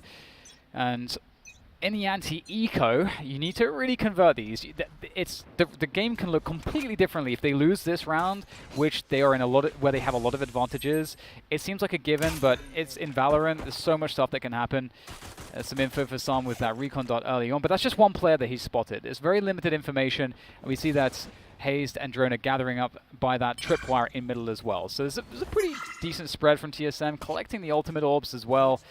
I think they may have gotten the one towards A main too, and that's not a good sign. Nope, not at all. That is not the kill it is not something I wanted to see at the top right of the screen here, because that actually gives TSM a window of opportunity to maybe go for B if they want. But just remember, I mean, look at the minimap. There's so much activity that's taking place in mid, as well as what's going on over toward A, that Dignitas, they have to play all these areas. They have no choice. They can't group up right now. They can't afford it. A kill like that usually opens up middle, as Dig in this position on the defense have to play the sites. So you lose a lot of map control, and then the pistols get to kind of split you with less warning as to where they're going. It looks very difficult, which is why we get this Shanks push here. Needs the info, he's going to get the info. And he's going to catch them moving up middle. Oh, the worst possible thing that could have happened for TSM. But as far as Dig are concerned, they are very happy about this. Yeah, and the thing is, though, in any other round, I think that you still can give TSM the nod that they might try and pull this win out. But they were in anti-eco, right? They had pistols, they had ghosts, sheriffs. There wasn't really all that much versus bulldogs that are dominant in these rounds from range. I think one thing that's worth noting as well is, who is it that's actually getting that info? Shanks was the person in position to do this. One of the reasons why that's so awesome, having Shanks able to do that, is because he has dash. So if he's actually walking into where the stack is going, he can at least dash out of there and not give away a gun, and he can actually make that info push safely. Whereas a lot of agents are not able to do that. So that's another detail. It's Tailwind, best ability in the game, dude. It is up there, that's for sure. All right, so Shanks went for that shot early on, but the paranoia is actually going to force him back as Flash as well. But a good response there for Dignitas. The slow orb is going to stop any of the aggression that can come through, and they're going to slow this down, right? That's a plus. Yeah, and sort of resetting into mid after that initial denial of B main control. So this is good early stuff from TSM, and they're going to have the paranoia aggressively sent forward to Catwalk. That's a double from Superman. That's kind of the amount of kills he needed to get with that play. And there's a running back from Sabrosa. He's got to make this count for something. He's going to clear tree and make his way into the site. He needs to catch trips if he can find them, but there are none to be found here. Yeah, and he actually does not have an opportunity to plant Spike, so they can't fully invest into this because he's going to go all the way back. Wardell, though, he's going to be there for the connection onto Def. As Sam gets cut off, Sabrosa does get back inside. So even though he had Spike and all that stuff and he went back in, it's Wardell that opens up that opportunity for them to place the Spike here. Now it's up to see what Dignitas can do in a 3v3 as Shanks waiting in the wings for this Cloudburst to dissipate. Did eliminate that cam. So Cypher, your thought is either one player is going to be in wine or the other one's going to be located on the opposite side here, but it doesn't really matter as he knows that Wardell is going to be on the right, and Wardell, yeah, you tried to pull that one off, but it ain't going to work out for you, unfortunately, there, Shanks. And TSM do manage to get that win. A big one for them that they desperately, desperately needed, especially after losing 2 people like that at the Cubby. Yeah, and another thing that's really interesting too about this game is, you know, what post-plant positions are better based on what agents are left on the that you're playing against on the retake. Obviously, that in a hell position when there's such few players left and there's no like mollies available or even smokes at that point, it actually becomes really, really difficult to deal with. So, you know, nice heads-up play there from TSM in the afterplant, and that's going to get them back into this one. And we get a couple shorties, a couple sheriffs here from Dig, looking for kills here. Wardell able to pick off Def. Doesn't get traded, and there's that tailwind you're talking about. Really creates an untradeable kill. Yeah, he was able to bail out of that one, and this is going to be an easy kill for Sabrosa. Shockingly enough, though, and very well done by Poise, but he will get tagged. Oh, what? Poise? Okay, let's relax. Let's relax. He's got res now. He also has a better gun. He has to wait out this paranoia here. He doesn't see that board. No, my goodness, this is huge. Oh, but he gets the kill. Does not manage to pick up. Did he get a res off? I don't think he did. No. I don't think he had an opportunity to do so. But look at Superman. He's creeping in the corner. Oh, and I don't think Cutler is paying attention to this, but he's not paying attention to this angle, and he wins that fight. But now it's going to be Shanks. So Shanks is in mid. One dagger will do it. He's only got 47 HP. Oh, Alex. my goodness. And he's got a whole lot of knives to work with, but he doesn't have double updraft, so he can't get over that wall. But they're going to run into each other, and Shanks with a big kill against Hayes is going to get Dignitas into double-digit territory. I guess that's why he's called Shanks, Alex. I like that. That's a good one. Just hit him, shanked him. That's, you know, hey, man, you do well in Brooklyn, you know? Oh, no, that's such a devastating round to lose. That's insane. Oh, my God. Poised. How did he get so much value? And the fact that, you know, Wardell just, he didn't check the corner, and that's those are the plays you can't quantify, though, yeah, right? Absolutely. Like, that's just a clutch. That's literally all it was. It was a mid-round clutch. Poise just comes up huge. Wide swing with the sheriff, with the recon on him as well. Yeah, like, oh, dear Lord, that was just wild. Anyway, here we go now, folks. Dignitas, they're marching closer. What does TSM do to try and answer back here? Some attention's going to be focused toward A main. You also have this attempt from mid-control here that Sabrosa's going to secure. It's not the cleanest. They also still continue to have that trap wire. You know, I like this wall because now it just gives them added protection. They removed the trap wire, so they still know that, like, okay, there's something here. They're still thinking about mid. Yeah, it is really annoying to have to spend time and energy and actually taking it down, shooting it, and so on. In the pro matches versus like matchmaking, it's a very different dynamic in that sense, and because you don't want to, TSM don't actually want to give away any information at all in this round, and so they're just going to rotate all the way to B main. So that wall's actually caused some problems. Now, I'm curious what their entry plan is here. Obviously, they have the Sova Dart, which is always very useful, and they can get the Dart covers out there too. And Wardell's going to try to run distraction towards the A site, but right now it's only Cypher there, and indeed they're relying on the cam and the trips and the angles. And so Wardell might struggle to find something here, and they are relying on Wardell to get something. Imagine he just shoots the wall. I think they're changing their plan because Wardell's seeing so little. It looks like they're just going to rotate back to A. I think they think that Dig are all the way towards B, but Dig have made it back in time. Superman's going to be there for the contact, does manage to get one kill, gets a second. He burns, though, and actually will get wiped up by Haze from that Spectre. Meanwhile, Wardell's looking for an angle, the paranoia. There's not a lot of time left to work with. They have to make the bait here. They have to go for the plan, of which they managed to successfully do. Oh, no! Actually, the swing. Def gets 2 kills. Is he going to have enough time? And big kill there for Def. 3 kills, stays alive. He was there the entire time on A site, even though his one mind was on B. He always had his heart at A, and because of that, they managed to pick up that win. Oh, my God. This is scary. This is getting really bad here for TSM. This is really difficult. Dig are looking so good. The problem for me in terms of TSM's chances is, as well, is that Dig are actually being very clutch. And if you imagine like some of the rounds that TSM won, it was rounds like that Wardell 1v3 and just like some crazy shenanigans. So that just points all signs to Dig just playing a better Ascent right now overall. And I should have went Dignitas. I know. You're telling me.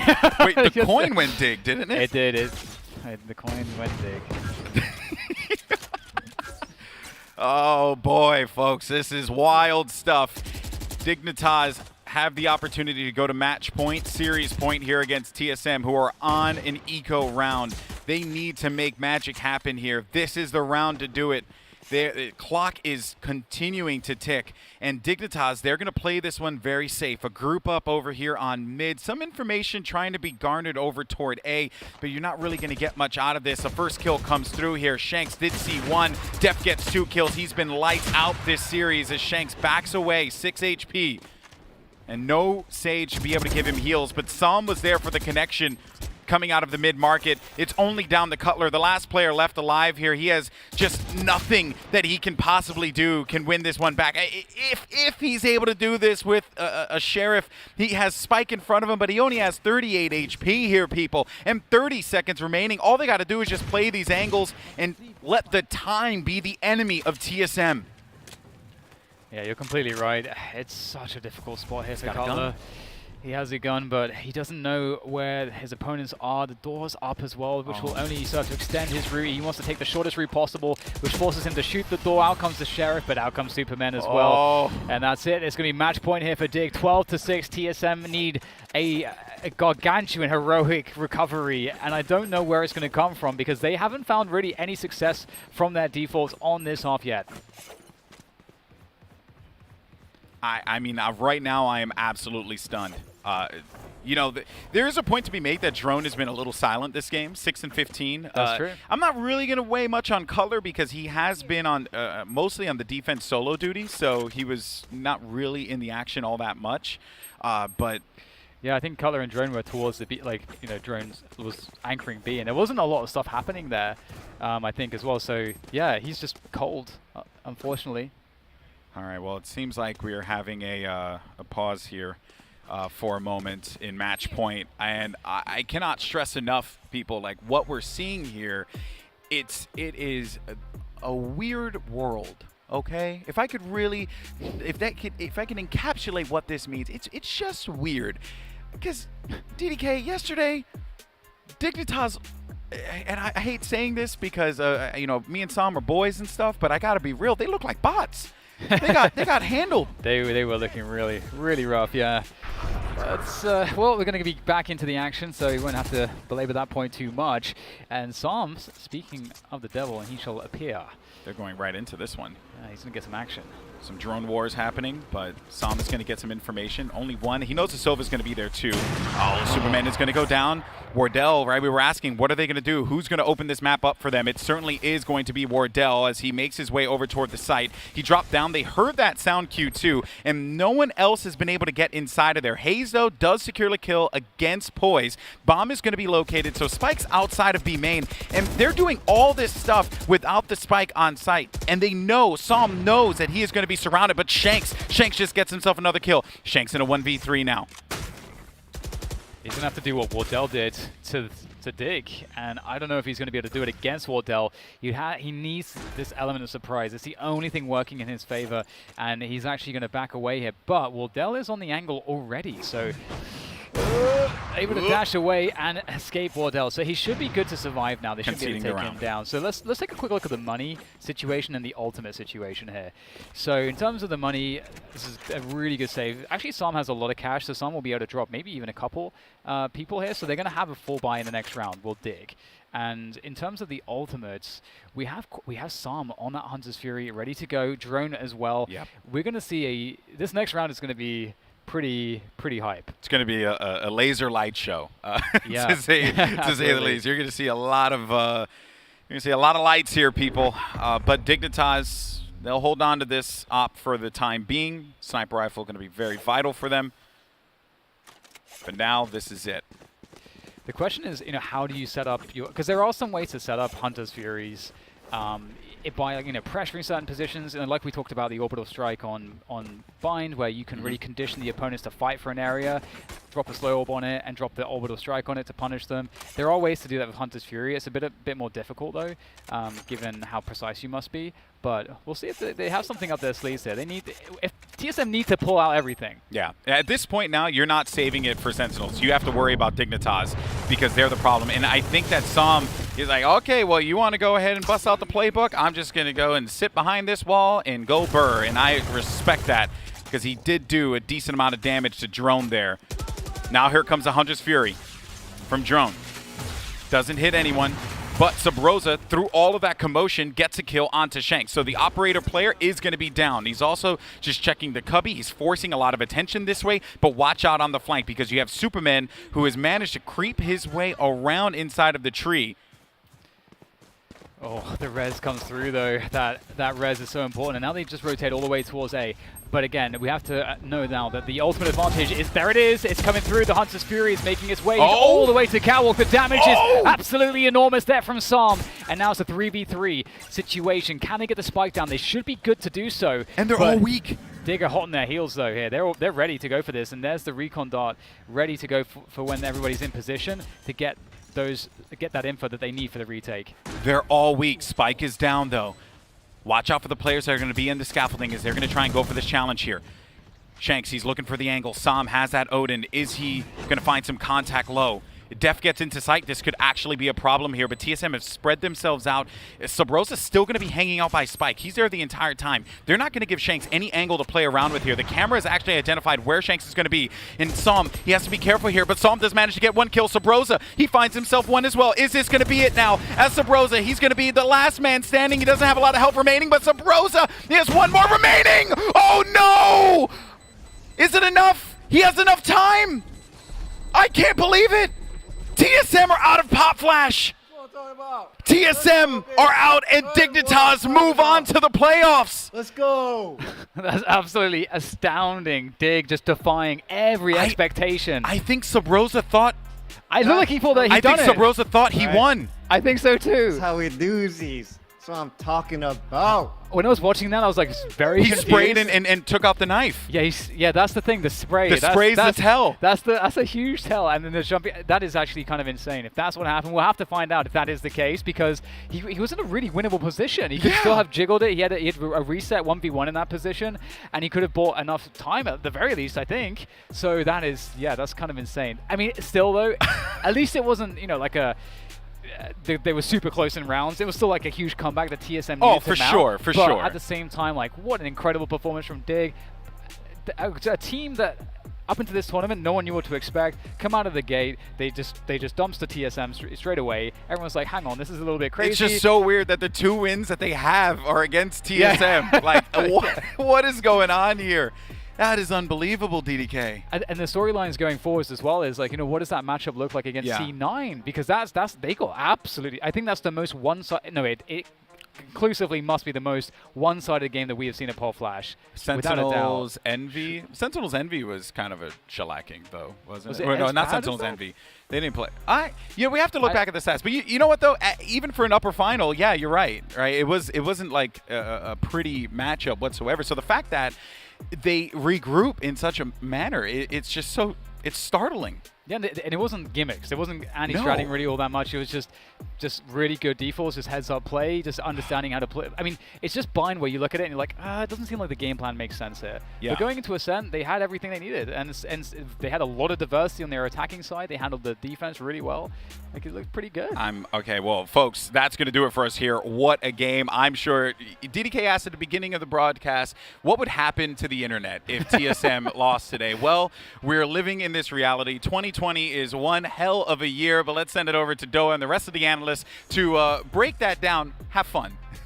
Yeah, Golden Boy, you are right, man. This is we're gonna check a couple of highlights up from this one, but Dignitas getting the 2-1 victory over TSM. It's hard to believe, but you know, anything is believable this year.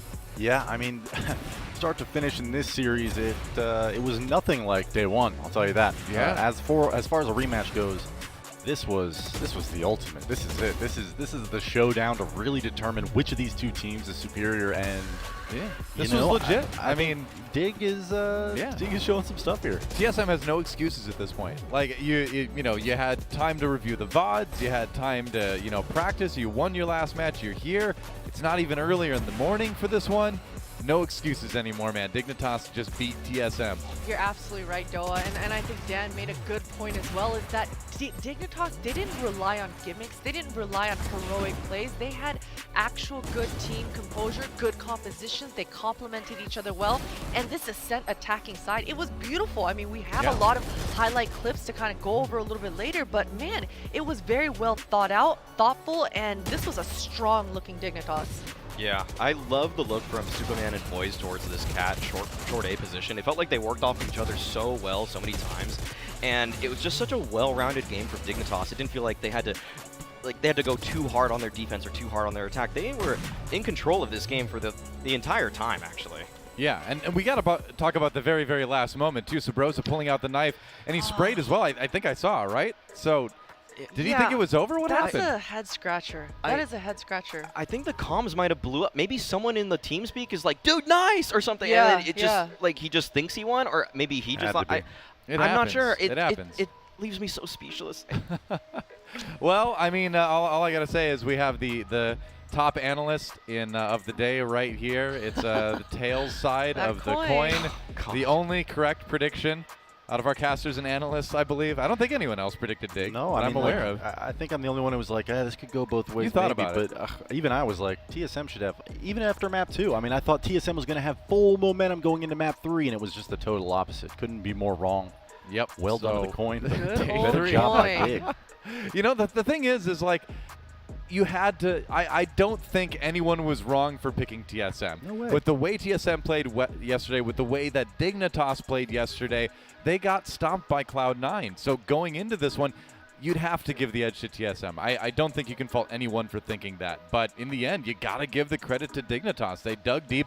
And, despite how rough map 2 was, map 3 was fantastic from Dignitas. Yeah, and once again, just taking a look at that scoreboard, we highlighted it in game 2 was the fact that TSM was very top heavy. Their superstars had their moments, but the teamwork, the cohesion, every member on Dig stepping in, contributing, and once again, as I mentioned, complementing each other just so well. It was a well-oiled team effort coming out of Dig. Right. The fact that Poise is on top of the scoreboard for Dignitas says so much, because it really speaks to the game plan of Dignitas. It wasn't crazy or flashy, but it goes against the grain, because a lot of North American teams at the beginning of the Ascent meta kind of said, I don't think Sage is really that good on this map. But Dignitas, they've prepped so well with it. The plays at B, which Potter, I know Potter's going to get to later. I don't want to steal her thunder there, but I love the way that Poise used the Sage here. That barrier orb was just so well timed on defense and had so many implementations on the attack as well.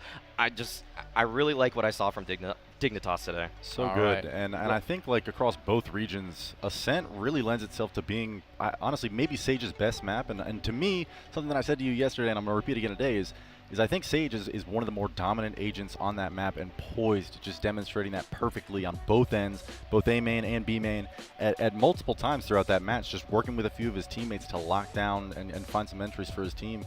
Yeah. Well done to Poised, especially after the rebound of a rough map too. Yeah. All right, well, we have an interview ready to go for you. We actually have Psalm on the line, I believe. Psalm, can you hear me?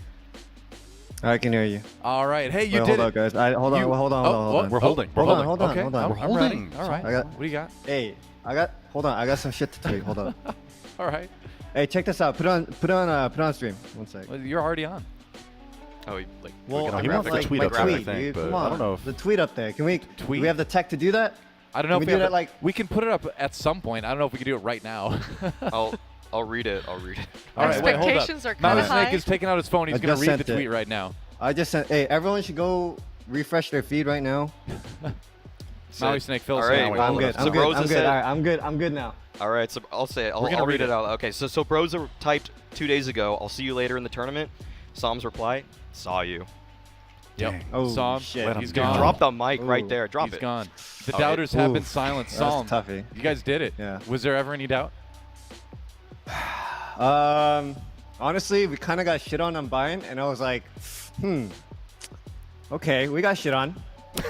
But then, you know what? We got the boys. We're all always hyped, so we always got a shot. Going into map 3, Psalm, Ascent.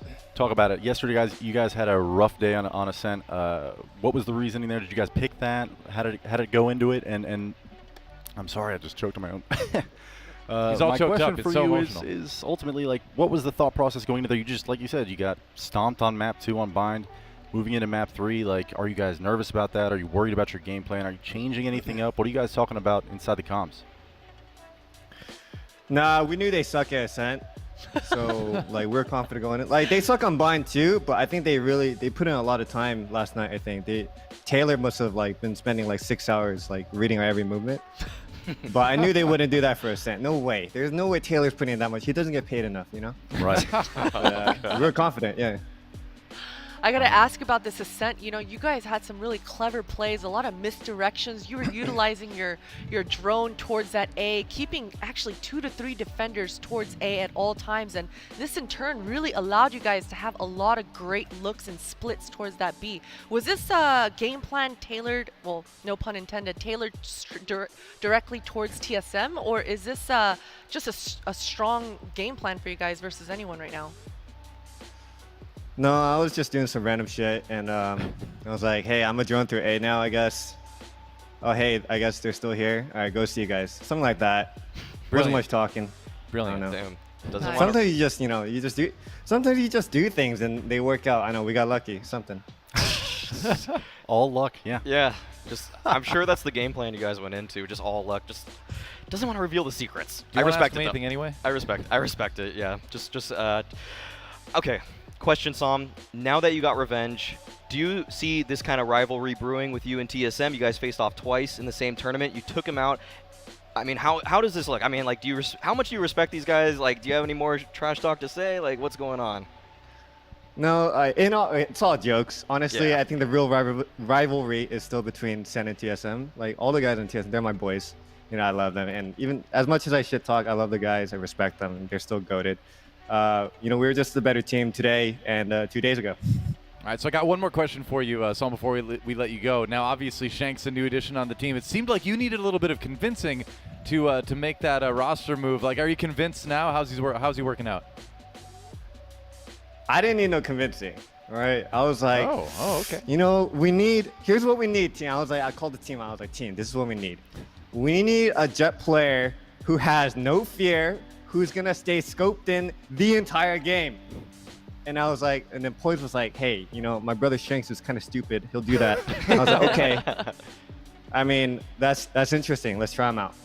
All right, well, it definitely worked out. Congratulations for the win over on TSM. You made it to the playoffs. We're going to look forward to those next matches, and saying thanks for dropping by. Yeah, Congratulations, thank you guys for having me. Psalm. Yeah. All right, Thank cool. you. Well, guys, that was Psalm from Dignitas. A lot of choice words about that last one. And we'll take a look at that tweet one more time that Psalm talked about, tweeted out at the beginning of the interview. I think we can show that now, if I heard that correctly. There it is. Yeah, yep. See you later in the tournament. Smiley face. Got him. Saw you. Didn't even give him the respect of typing the complete word you.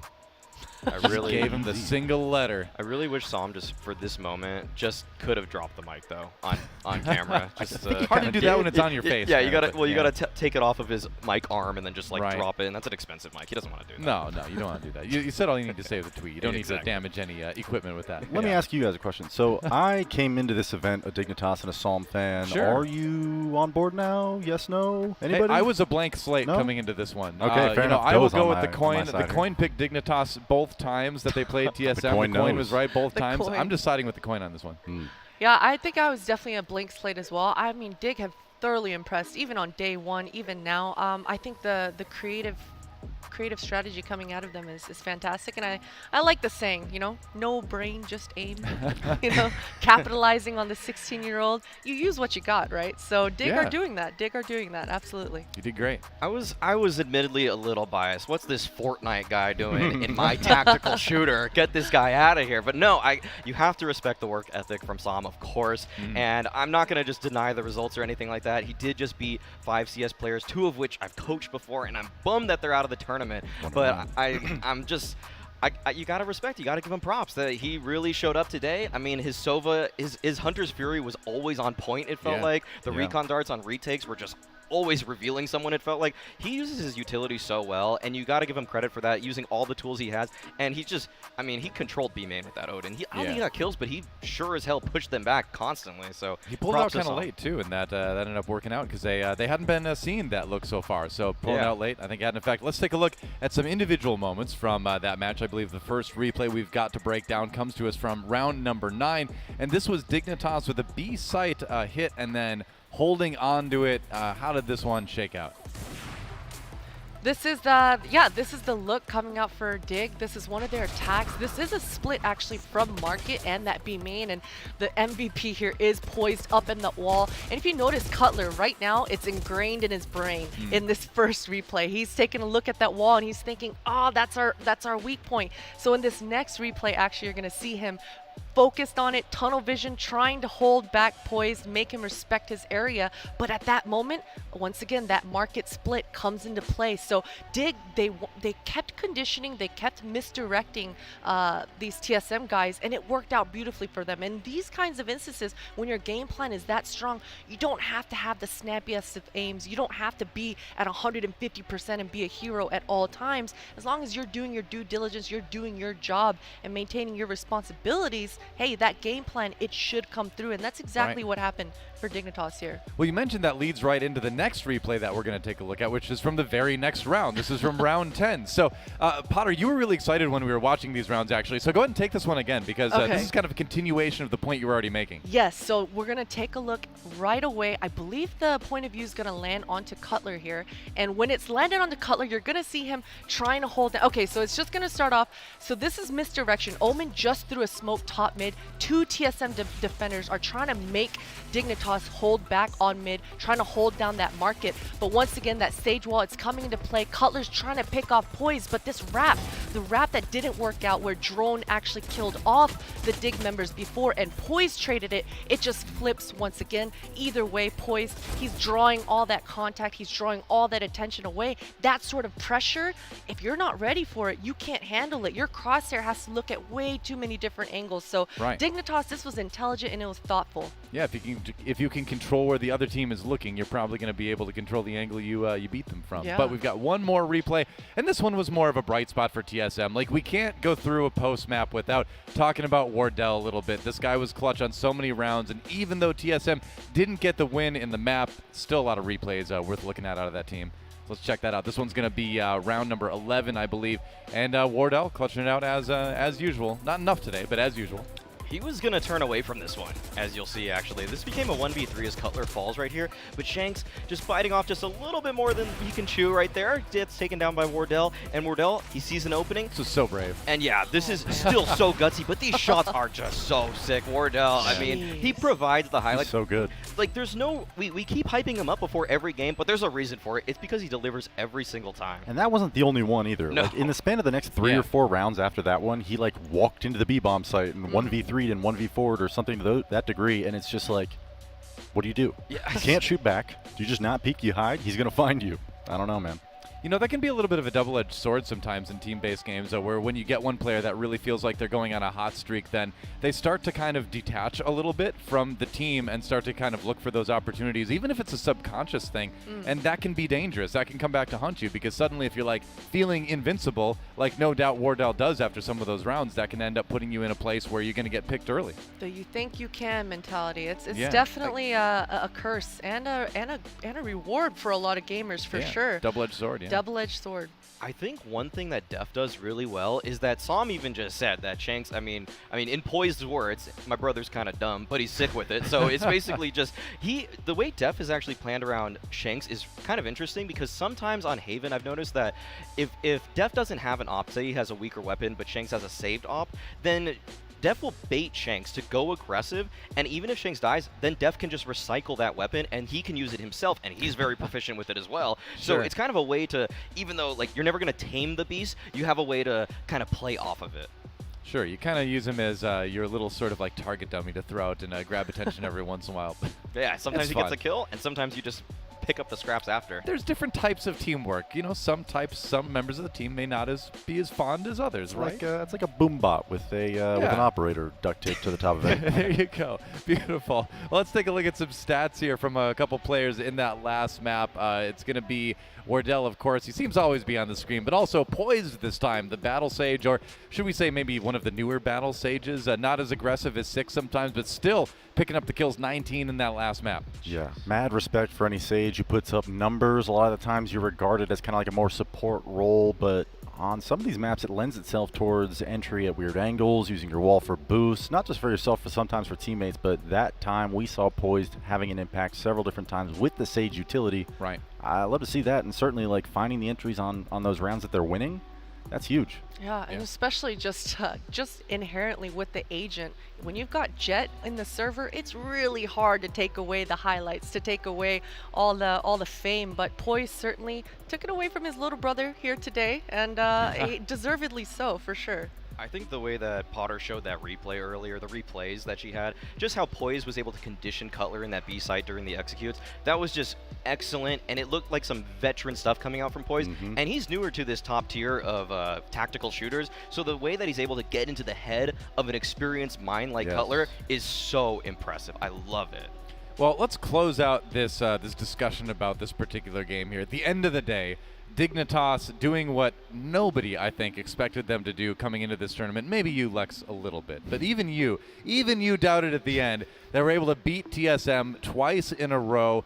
You know, what's our big takeaway from this series? What's like the lesson, I think, to be learned from this? I kind of want to go back once more and watch the Cloud9 versus Dignitas game from yesterday. That's the puzzling one, because it was so one-sided, wasn't it? I really think that when I was watching it the first time was very much so Dig just didn't look like they were playing very well, and Cloud9 looked on fire. So I think maybe there is something to extract there strategically on how they're able to beat Dignitas and break apart some of the teamwork aspects of it.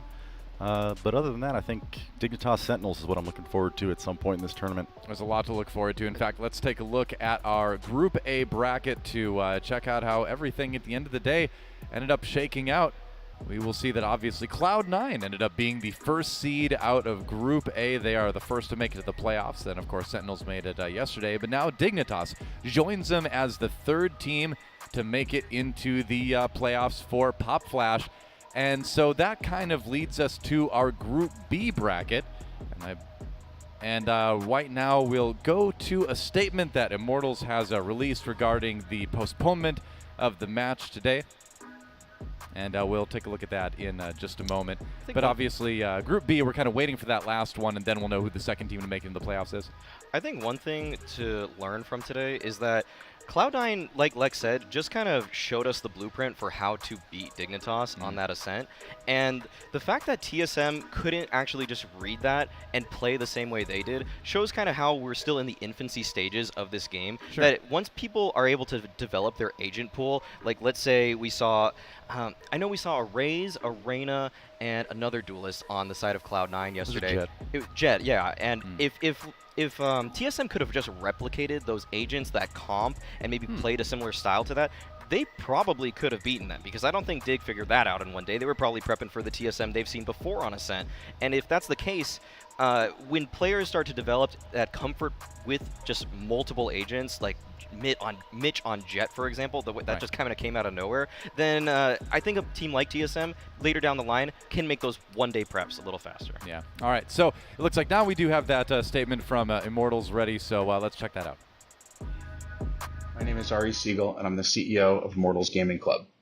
Today, we are proud to join with so many others to use our platform not to play, but rather to shine a light on our ongoing need to both advocate for and work to ensure social justice and racial equality for all. We will therefore be postponing our match previously scheduled against Envy until tomorrow. Our staff will be using the time that would have been spent covering and participating in the match to register to vote. We encourage everyone out there to register to vote as well. Working together, we can achieve the changes that we all believe are necessary. Thank you. All right, so in light of that decision from the Immortals organization, that means that the Immortals Envy match, like you heard, will be played at 9 a.m. tomorrow. That's going to be synonymous with one of our other matches, so we won't be having that one on stream, but we will keep you up to date with all the action on that one, and we'll find out who the last team to make it to the playoffs is going to be. Obviously, Sentinel's the team to make it in there. Again, you know, Group B was the bracket that was like a little bit less surprising in terms of results so far. I think looking towards that Immortals Envy matchup, that's one where, you know, you still kind of have to give the edge to Immortals, but you do wonder if Envy has it in them to win that one. Yeah, I think Envy definitely showed better stuff on day 2 and definitely have the lineup and the potential to make it a really competitive series, if not win it. Right. But I think, you know, if you asked all the analysts here and all the casters, I'm sure if we just reflected our own power rankings from day 1, I think most people had Immortals at a comfortable position, at least somewhere up in the middle of the pack, and Envy down there somewhere below them. So I think maybe, you know, as we move into the end of Group B, it definitely wasn't, like you said, the group that was the most stacked. It seemed like Group A was. It claimed both Gen G and TSM, Group of Death. Crazy, right? So, yeah. You know, if Envy somehow does come up on top of Immortals, I think that would be kind of a surprise. Yeah, it'd be pretty exciting playoffs for sure. So that brings us to the end of the day. It was a little bit shorter day than we expected, but we got a really great series between TSM and Dignitas. I asked earlier kind of what the lessons learned from that one would be. Lex, you kind of already answered that, so we'll move on. And Potter, what was your big takeaway from that series and from the day, really? I guess my biggest takeaway is going to be that, you know, I envision that this Valorant today is definitely not how Valorant competitive is going to be played in 3 months. You know, how a lot of these pro players are visualizing the agents and how to utilize them. And so improvising and adaptability, these 2 words, Maui's mentioned it, Alex has mentioned it, we've all mentioned it, DDK has mentioned it. These are the 2 things that I think most players need to prioritize the most, right, is being able to adapt and capitalize on whatever agent is the strongest. So yeah, that's my biggest takeaway is these players need to be ready to bring their A game. Gotta adapt too, right? Maui Snake, what'd you learn today?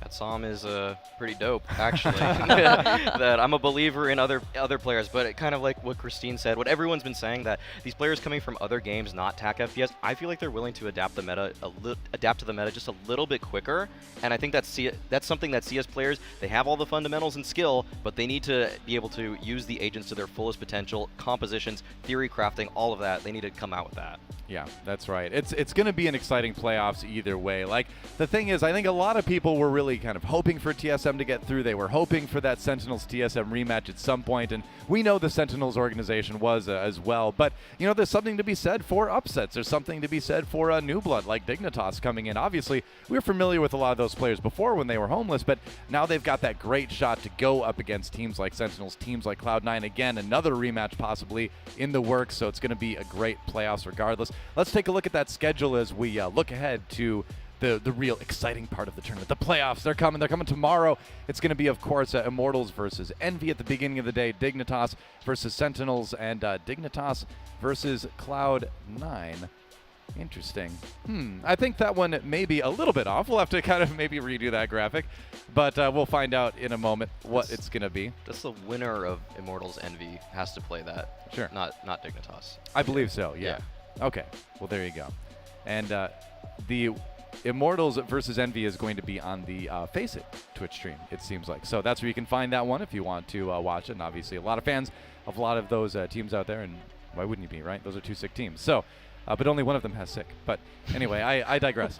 That's going to do it for us today here on Popflash. Thanks for watching, guys. Again, one match, really, really sick match. It was Dignitas versus TSM. Dignitas, can't believe I'm saying it. The coin was right. 2-1 victory over TSM. Remember, I'm not the coin. I take no honor in this. It's an inanimate object, but I do kind of enjoy it, I'll be honest. We'll see you tomorrow with the playoffs here on Popflash. Catch you then.